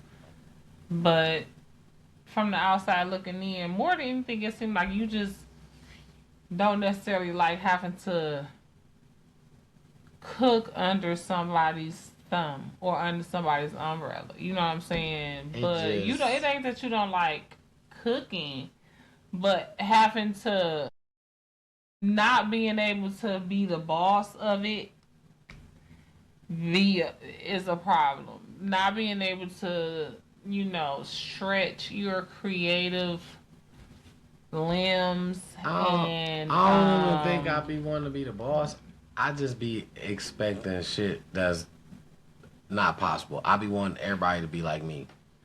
And like, if I could just work in a situation, I'm not the boss, but everybody like me, I'm straight. Right. Yeah, I be expecting the bullshit that's not gonna happen. Like, that's but what see, as the boss, you're able to kind of hire to where you can find people that is at least able to pretend like they want. I mean, I feel like that's, you know what I mean? That's what they want. That's what they want you to believe, because they want you to take on that. They even ask me now, like, who's some people?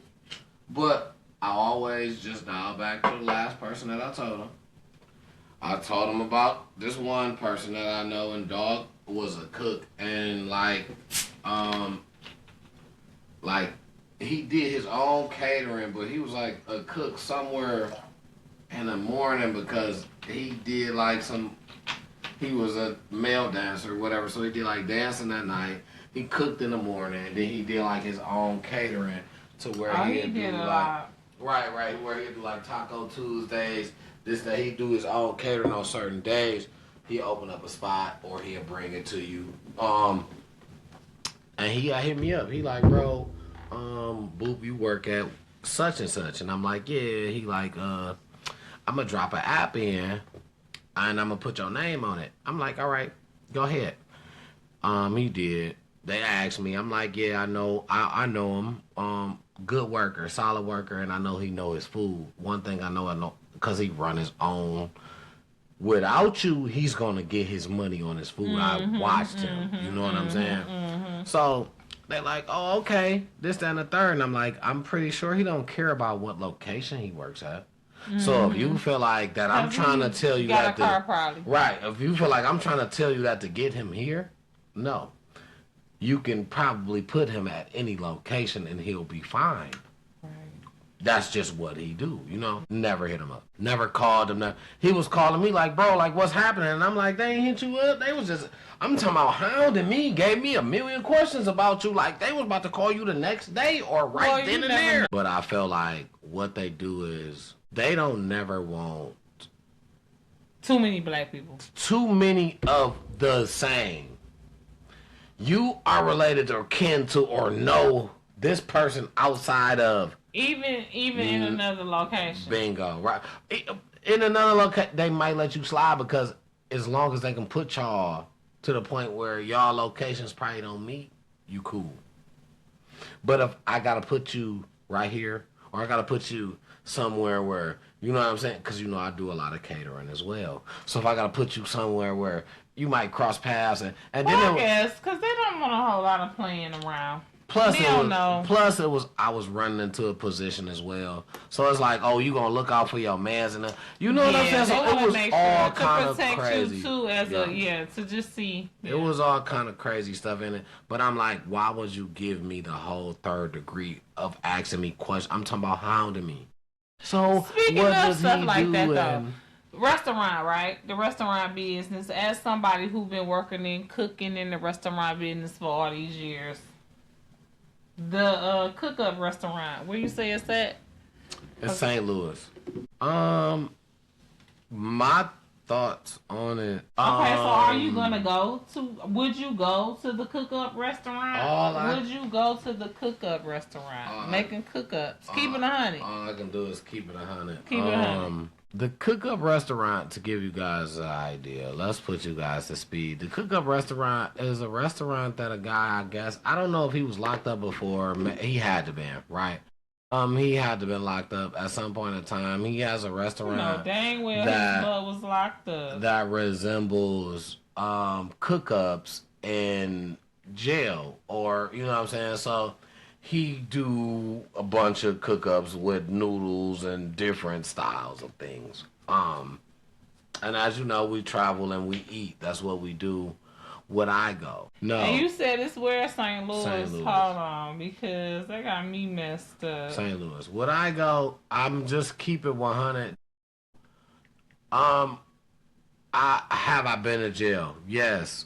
Was the food good? No. It was just what it was is you bought cook-ups to get by because they sold you slop. They gave you slop for free. So what you wanted was a different taste. I try to get away from that in every way. That's the name of it? No. This is the funny shit that we... Oh, what you put in jail? I just put up jail. Oh, my God. Oh, my God. Oh. If you from Detroit... Do y'all see this? Oh, my God. Wait a minute. That is crazy. They call that... Oh, my... That's wrong. They wrong on so many levels. Look, when I look up right there, food right restaurant. there. That's wrong on so many levels. You know what? We need to bring the club celebrity. They wrong because they food is like that bad. Oh my God. Okay, now this article says it's in Phoenix, but you said it was in St. Louis. So let me go back. That's hilarious. I would not. This not it either.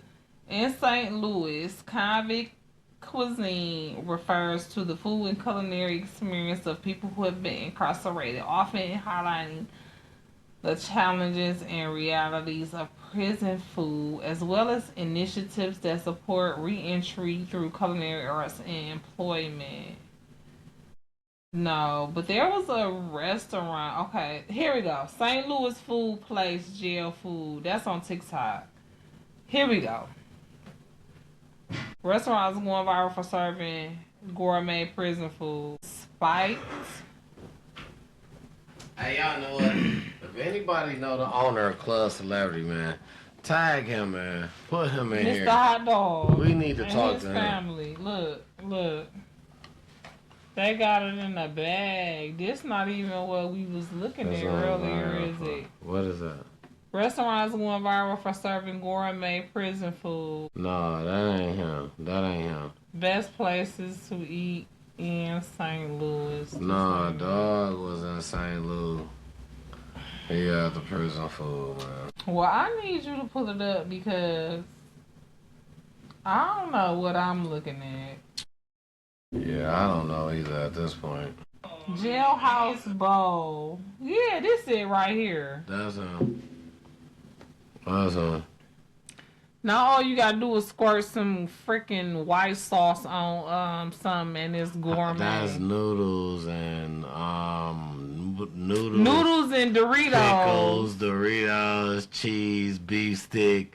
It's just a bunch of shit. Cook up. Yeah, it's a cook up. They put like you done been in prison. Like, and he got this all cool. in a bowl for you, and he serve it to you. And people Acting go in like there. it's a shawarma bowl or And something. people go in there and say they love it. Seen a dude said, "I've been out 3 years." And I guess you do love it because you was eating that shit for 10 years. And he know what he doing. So he know what he doing. At Stevie's. And the motherfucker name would be Stevie, like my baby brother. Disclaimer, my baby brother has no felonies. He's never been to prison. Don't do him. What in the world? No, but see, where the rest of them at, though? Is that it? Okay, wait. Hold on. Listen, so I want to say this because I keep running across this, and I hope that is true. I hear that the Lions are keeping in touch with Zadarius Smith. Like he gonna come back? They're possibly keeping in touch with his agent. He's a free agent right now. They're keeping in touch with his agent. And he can possibly return back to the Lions. I'm not against Cash Doll, but not for Cash Doll's sake. I just hope they come back. But ain't got nothing to do with her. You know what I'm saying? But because if he come back... Well, for me, I hope he come back for Cash Doll, too. If he come back, we're going to be that much of a better team. We're going to have Adrian Hutchinson. Fucking... Come on. It's Zadarius. It's going to be crazy. People are saying... I just said this, right? Earlier today. I said, when this basketball season is over, because my guys are going to be crazy in the playoffs. They're going to be somebody you don't want to see. But this is just the making, because we can possibly get a big name next year. That's something we'll talk about later. On the basketball tip? We can possibly get a big name scorer I don't even know it next year. Oh, I already know who it is. Possibly. He's he reps Detroit. I think he wanted to play for Detroit. So if you listen, if you think you know who I'm talking about, drop a comment. I think he wanted to play for Detroit, but he doesn't play for Detroit, but he is in the NBA right now. He is a big name. He does score buckets. So the thing is, we could get a big name scorer next year. He is a free agent. Could get that's for another topic. We get a big name scorer. We do have a nice team. We got Jaden Ivey, who's been hurt, and we've been winning without him, like the Lions did with Aiden Hutchinson. Jaden Ivey has been hurt for a while. And we've been winning still. And we have still been winning. Stop playing with us. He's a starter. So the thing is, we can get way more dangerous is what's going to happen.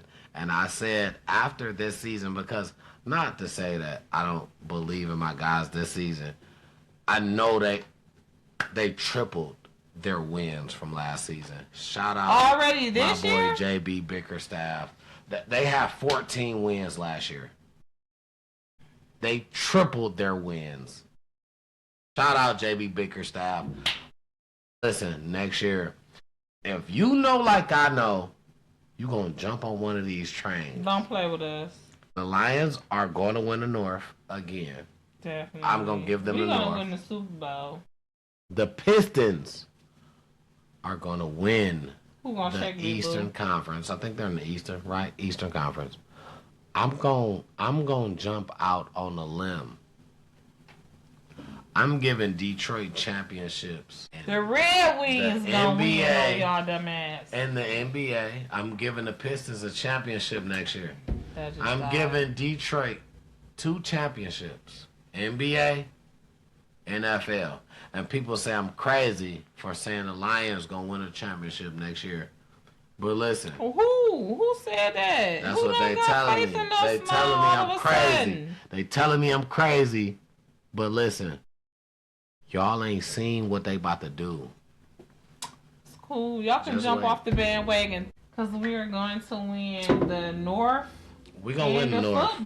The whole Super Bowl. The bowl is ours. Hey, and my Pistons, we're going to win the fucking... Stop playing with us, man. Smokey. Hey, listen, man.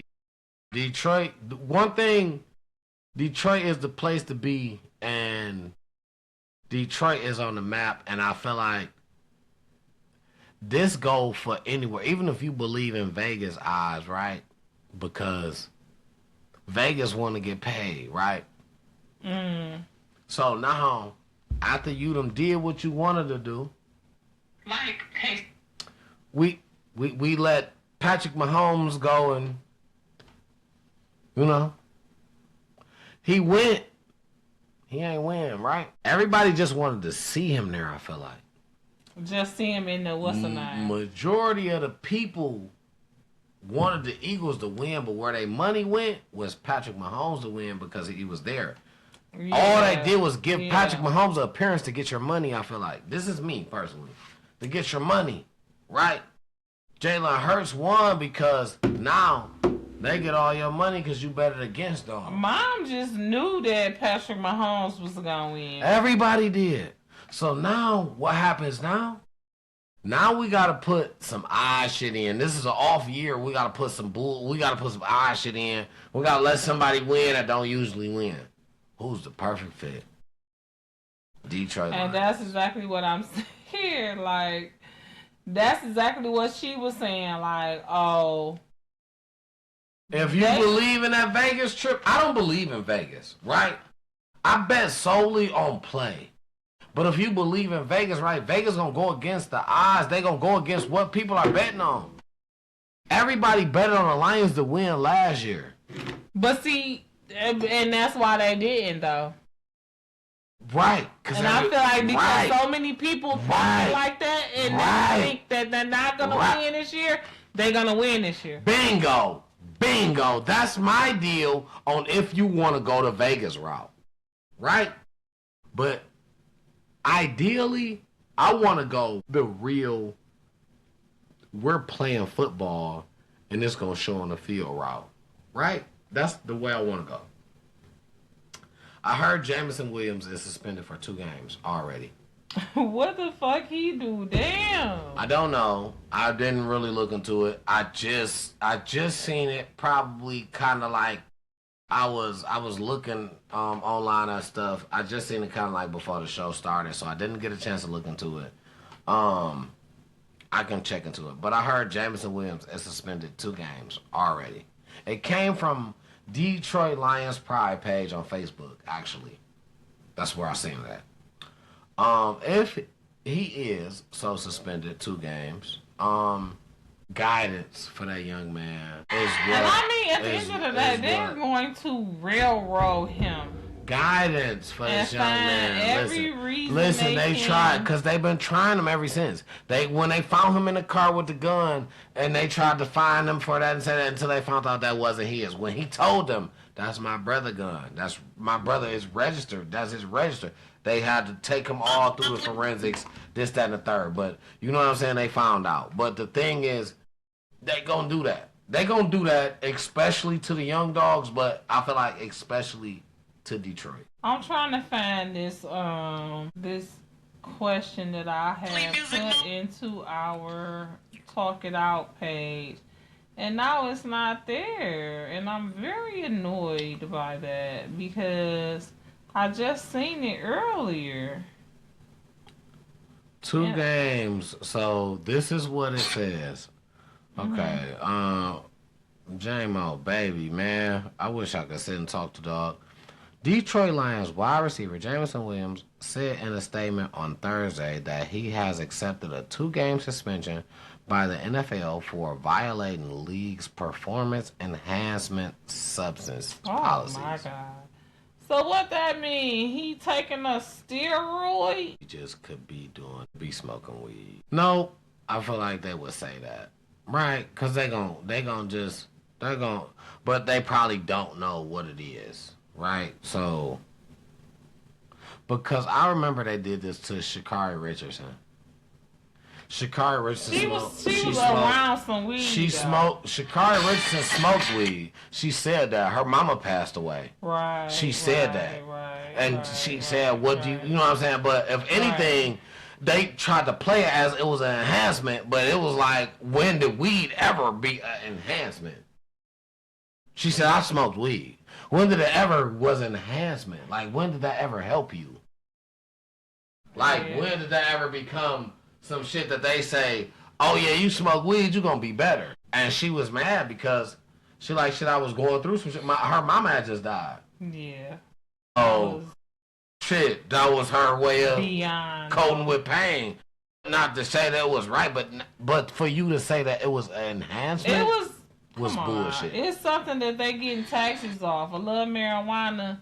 You know what I'm saying? Not trying to say, like you said, that it's just the faith in the blood of Jesus, but I'm just saying, like, it's not crack. Like, give absolutely, absolutely, and it's not steroids. Right. My thing is, it's not steroids. Like you said. It's not something that's about to make you feel like, you know what? Fuck that. I'm about to take this shit and I'm about to ace this race. No. Yeah. That's not what the fuck happened.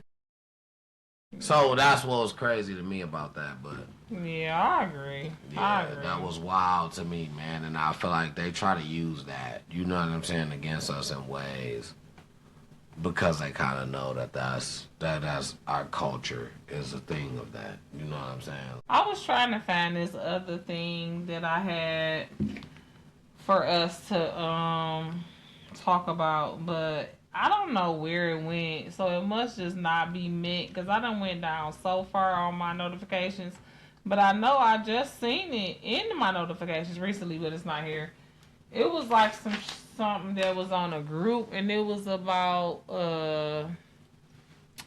I want to say the girl had called, and she was coming to her girl house, or her girl was coming to her house. I don't even want to talk about it until I know the real story. And I feel like I mess around, and when I find it, we mess around and do a special episode. Right. So because it's that deep. You know what it is? I don't know. I was just going to say, tune in to Talk It Out on Facebook, because what I was going to say is I like to have that so we wouldn't, sometimes we won't get, when we want to just do randoms, we can just go live on Facebook instead of Riverside. Like, we're going to do Riverside on Mondays, so you got to tune into that Facebook if y'all want to see them random lives. And Instagram, because we can start going live on Instagram. And tune into that Facebook. I mean, that TikTok. Yeah, TikTok. We can go live on there real quick. Yeah, listen, all the handles are on the Facebook. So one thing you have to do, find that Facebook. It's called Talk It Out. Yeah. Talk It is together, space out. Yeah. Add that Facebook. I'm trying to tell y'all, listen. I don't know what's going on with my light. That's the logo. Yeah, you see that logo, you in the right spot. I'm trying to tell y'all, add that, man. Add that. We're gonna start going live from our Facebook to. Let me see. Our Facebook is almost I like ready. To use too. The logo. Well, it's not a logo, but just like it's just like one of them. Listen, we are going to have questions. This is my favorite one right here. Okay, yeah, we're gonna start using that one. We're gonna This is start my using favorite that one, but man, we love y'all. We really appreciate. We're gonna y'all. start doing questions every day on our page. Yeah. To interact more. Yeah. We want people to interact with us. We want our supporters. We want like, y'all, share, the subscribe. people that we love. You know what I'm saying? Interact with us. So when we start doing little interviews, we're gonna have y'all download Riverside. It's free. We're gonna do a little interview with y'all real quick. Y'all could be with us. Y'all could do it on your phone. You don't have to have a laptop. You don't have to have a tablet. You can download Riverside on your phone. We can connect with you and do a little interview with you. So if you down with that, you know what I'm saying? Listen, let us know down in the comments, man. Y'all know Color for Auntie is just a little crazy, okay? This black probably gonna be another color next week, but next week, make sure you come back. If you need to binge watch or listen, you can do that on Spotify, Apple. That was the big announcement that I made. The big announcement is that... she's saying that. Let her say she's spilling the beans. Let her say, I didn't even know. So I'm ready like y'all. So the big announcement is that you can check out my one eyelash that I got spread across two eyes, my black root, my roll, my little back. That's a lot of. I ain't know nothing about none of this. A lot of shit. I'm showing y'all all I love because this is real. That's a lot of shit real here. Raw rap. It's a lot of you shit. You want to see a real black woman? Spotify, Apple, Amazon, iHeartRadio. We're now available on all those platforms. Are we global around this motherfucker? Hey, listen, time to talk about this global now. You hear me? That's basically kind of what she telling y'all. Period. I knew nothing about it. I can't. Listen, no story. I know nothing about it. Listen, thanks to Jen checking in. Sometimes I have to pull some rabbits out of my hat. You know what I mean? Sometimes I have to surprise even T-Double with the moves that we're making here at Time to Talk It Out. But listen, that's what we're doing. So you can listen if you don't got time to watch. Let's say you want to listen while you driving up north. You know what I'm saying? If you want to listen while you driving down south. You know what I'm saying? If you want to listen while you doing your laundry. You know what I'm saying? You know what I'm saying? While you doing your yard work in springtime. You know what I'm saying? You plant them flowers, you know what I'm saying? You know Whatever it is. Spotify, iHeartRadio, Apple, Amazon. As well as you already know, we've been available the next day on YouTube. Shout out to Jen checking in for that. Just how you can catch your favorite, just like you can catch your favorite show on Hulu the next day, you can check us out on YouTube the next day. Listen, check this. And all of those platforms. Listen, check this. Riverside. It's gonna be how we gonna do guests. Yeah. Mm-hmm. I wanna do a first guest, but it's gonna be a special. It's probably gonna be somebody you guys don't know. We're just gonna run a test with somebody, and that's probably gonna be like a 10-minute, maybe 5 to 10 minute. It's just gonna be.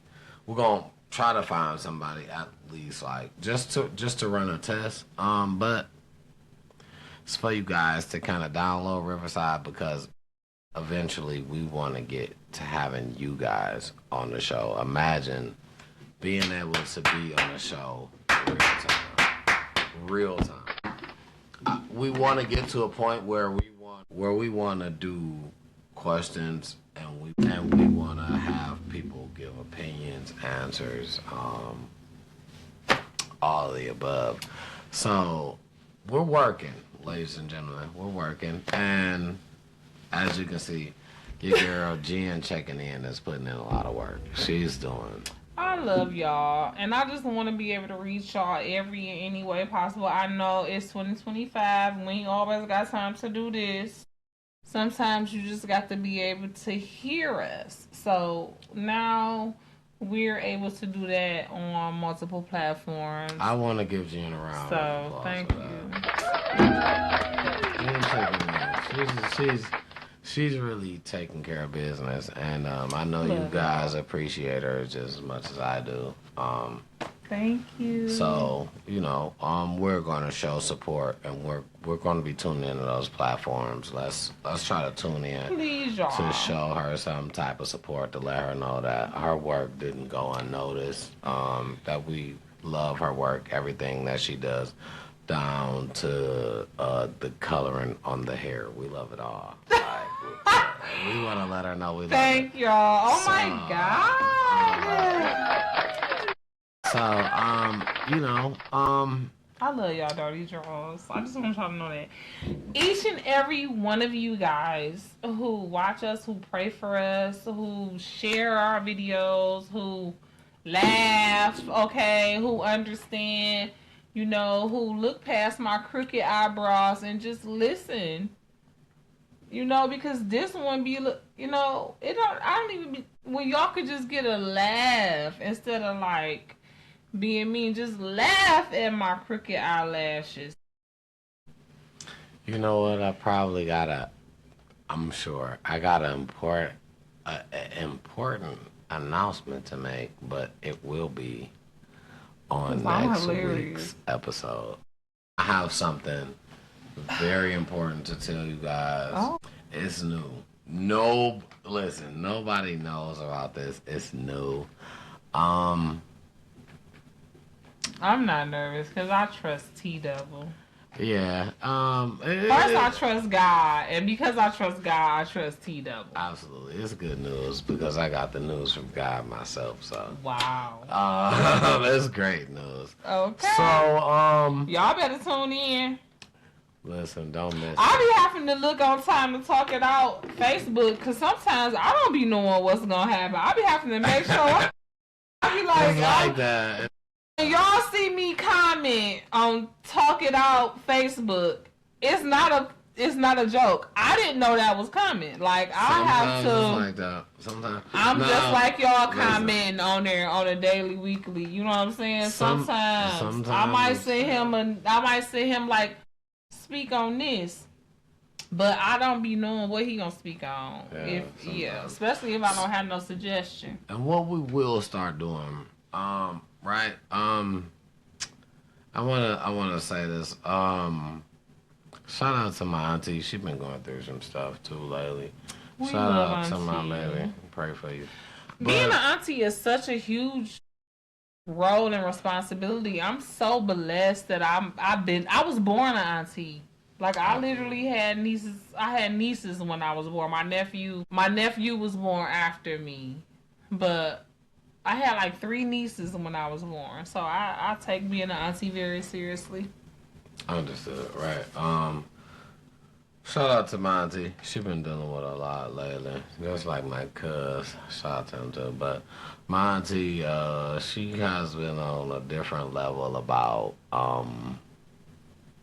being on our platform, our podcast. We're gonna have Auntie wanna be on the podcast? Auntie came over and was tripping. Auntie was just like, so what questions are you gonna ask me? See, I know you gonna watch. That's what I told her. I know you gonna watch this. I know you gonna watch this. Oh, I can't wait. Right? Well, no, we gotta stop saying I can't wait. I'm very excited because we will wait. It's gonna happen. Because it's gonna be divine timing. What's gonna happen? It's gonna be so funny. Auntie, it's gonna be awesome. I can't wait. Well, Auntie has just been added to the page. What we're gonna do, which is what brought me to this. What we're gonna do is, you people that we love so much, we love all you guys.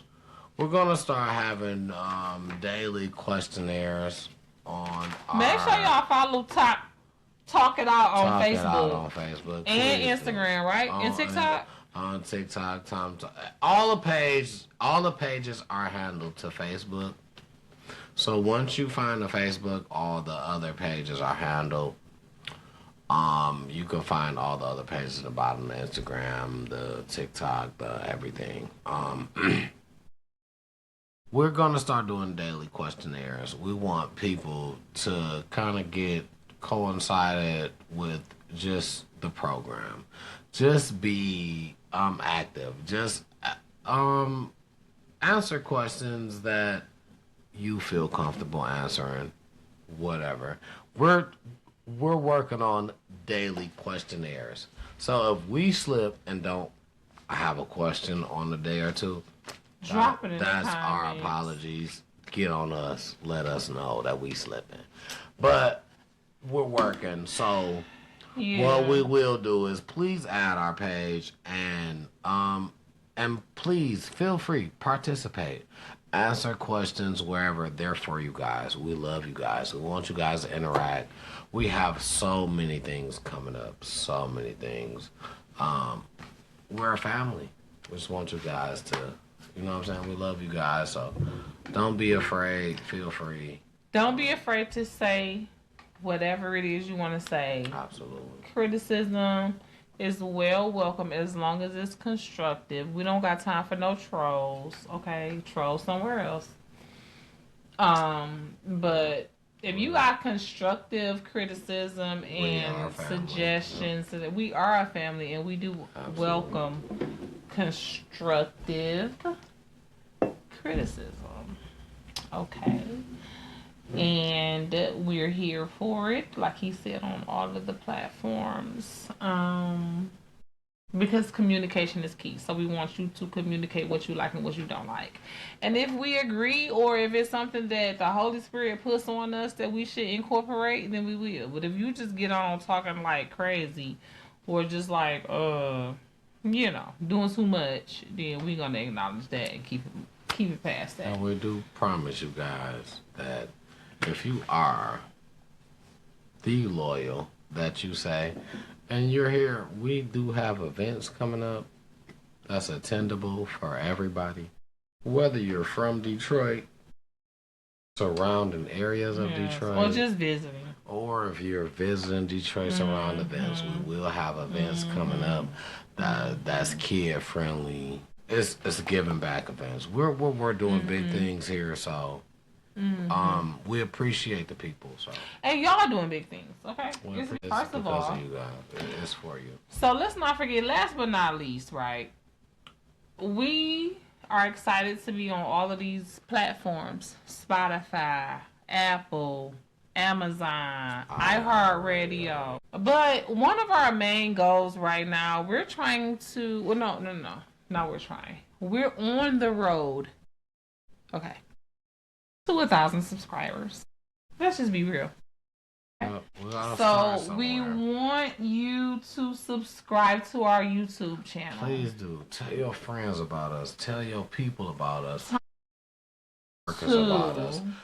Talk it out. Anybody you feel like, it's always a message here.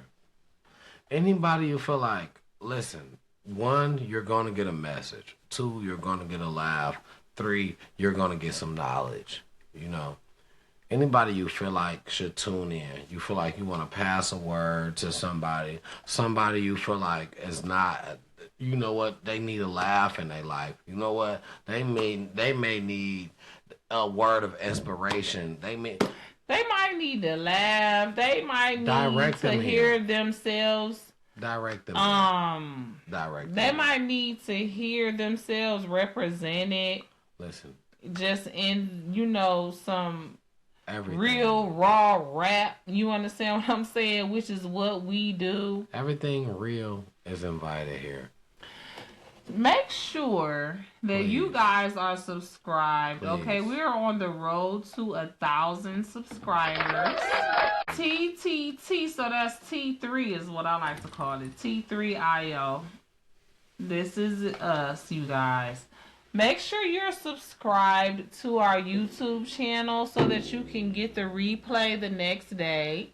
We most often than not we record on Monday nights, upload on Absolutely. Tuesday We will be afternoons. having a Facebook Live coming up shortly. Maybe the Yeah, we next episode. Facebook. Oh, Oh no, no, boy. no. We was Oh Facebook yeah, yeah, Live we tonight was. Yeah, we was. on Talk It But the Out at actual Facebook. okay, okay. Yeah, you're right because you did We share it to the was page. Yeah, yeah. that's right You're right. because we Okay. was Expect that to talk it out to have plenty platforms. live. Let me go make sure The while thing I'm running is, my mouth. listen, you guys, we appreciate you guys. You guys have just been so much of an inspiration for us. You guys is what keep us going every week, every time, listen. We want to give back, but besides giving back, we want other people to at least be with us. You guys are here, you know. Yeah, we appreciate y'all the big way, the long way. See, look, it let me do it. It's on there. It was on there. I had seen it. We want to thank God and we want to thank you guys, and we just want to let you guys know that it's no ending. It's not stopping.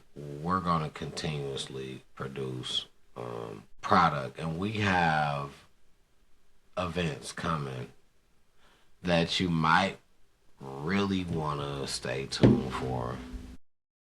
Everybody's invited. You definitely do. We finna go on a cruise, first of all. Yeah, absolutely. Right. We have events coming up. We have grown up events. We have a whole family events where kids are involved. We have events so. Please stay tuned. Please stay tuned. Believe in us. We believe in y'all. We love y'all. It's episode 8. We're gonna work together. We're gonna create a village. We are gonna do for the people. A community. We are gonna create a village. Community. For one another. Yeah. Leave your comments below. Leave us positive comments, constructive criticism, like we said. Whatever. We love to see it. We glad you were here. What's some ideas you want to see? Episode 8 is in the bag. Any give back ideas you want to see? You think it's fair? You think that's something that would help any community, the community you in, the community your partner in, your friend, whatever. Let us know. Listen, this big thing is coming. Y'all just gotta stay tuned to see it. You feel me? So, that's your girl Jen checking in. I'm your girl Jen checking in. I said that's your girl Jen checking in. That's me. I'm your boy T Double. We gonna holler at y'all, man. I love y'all so much. We love y'all.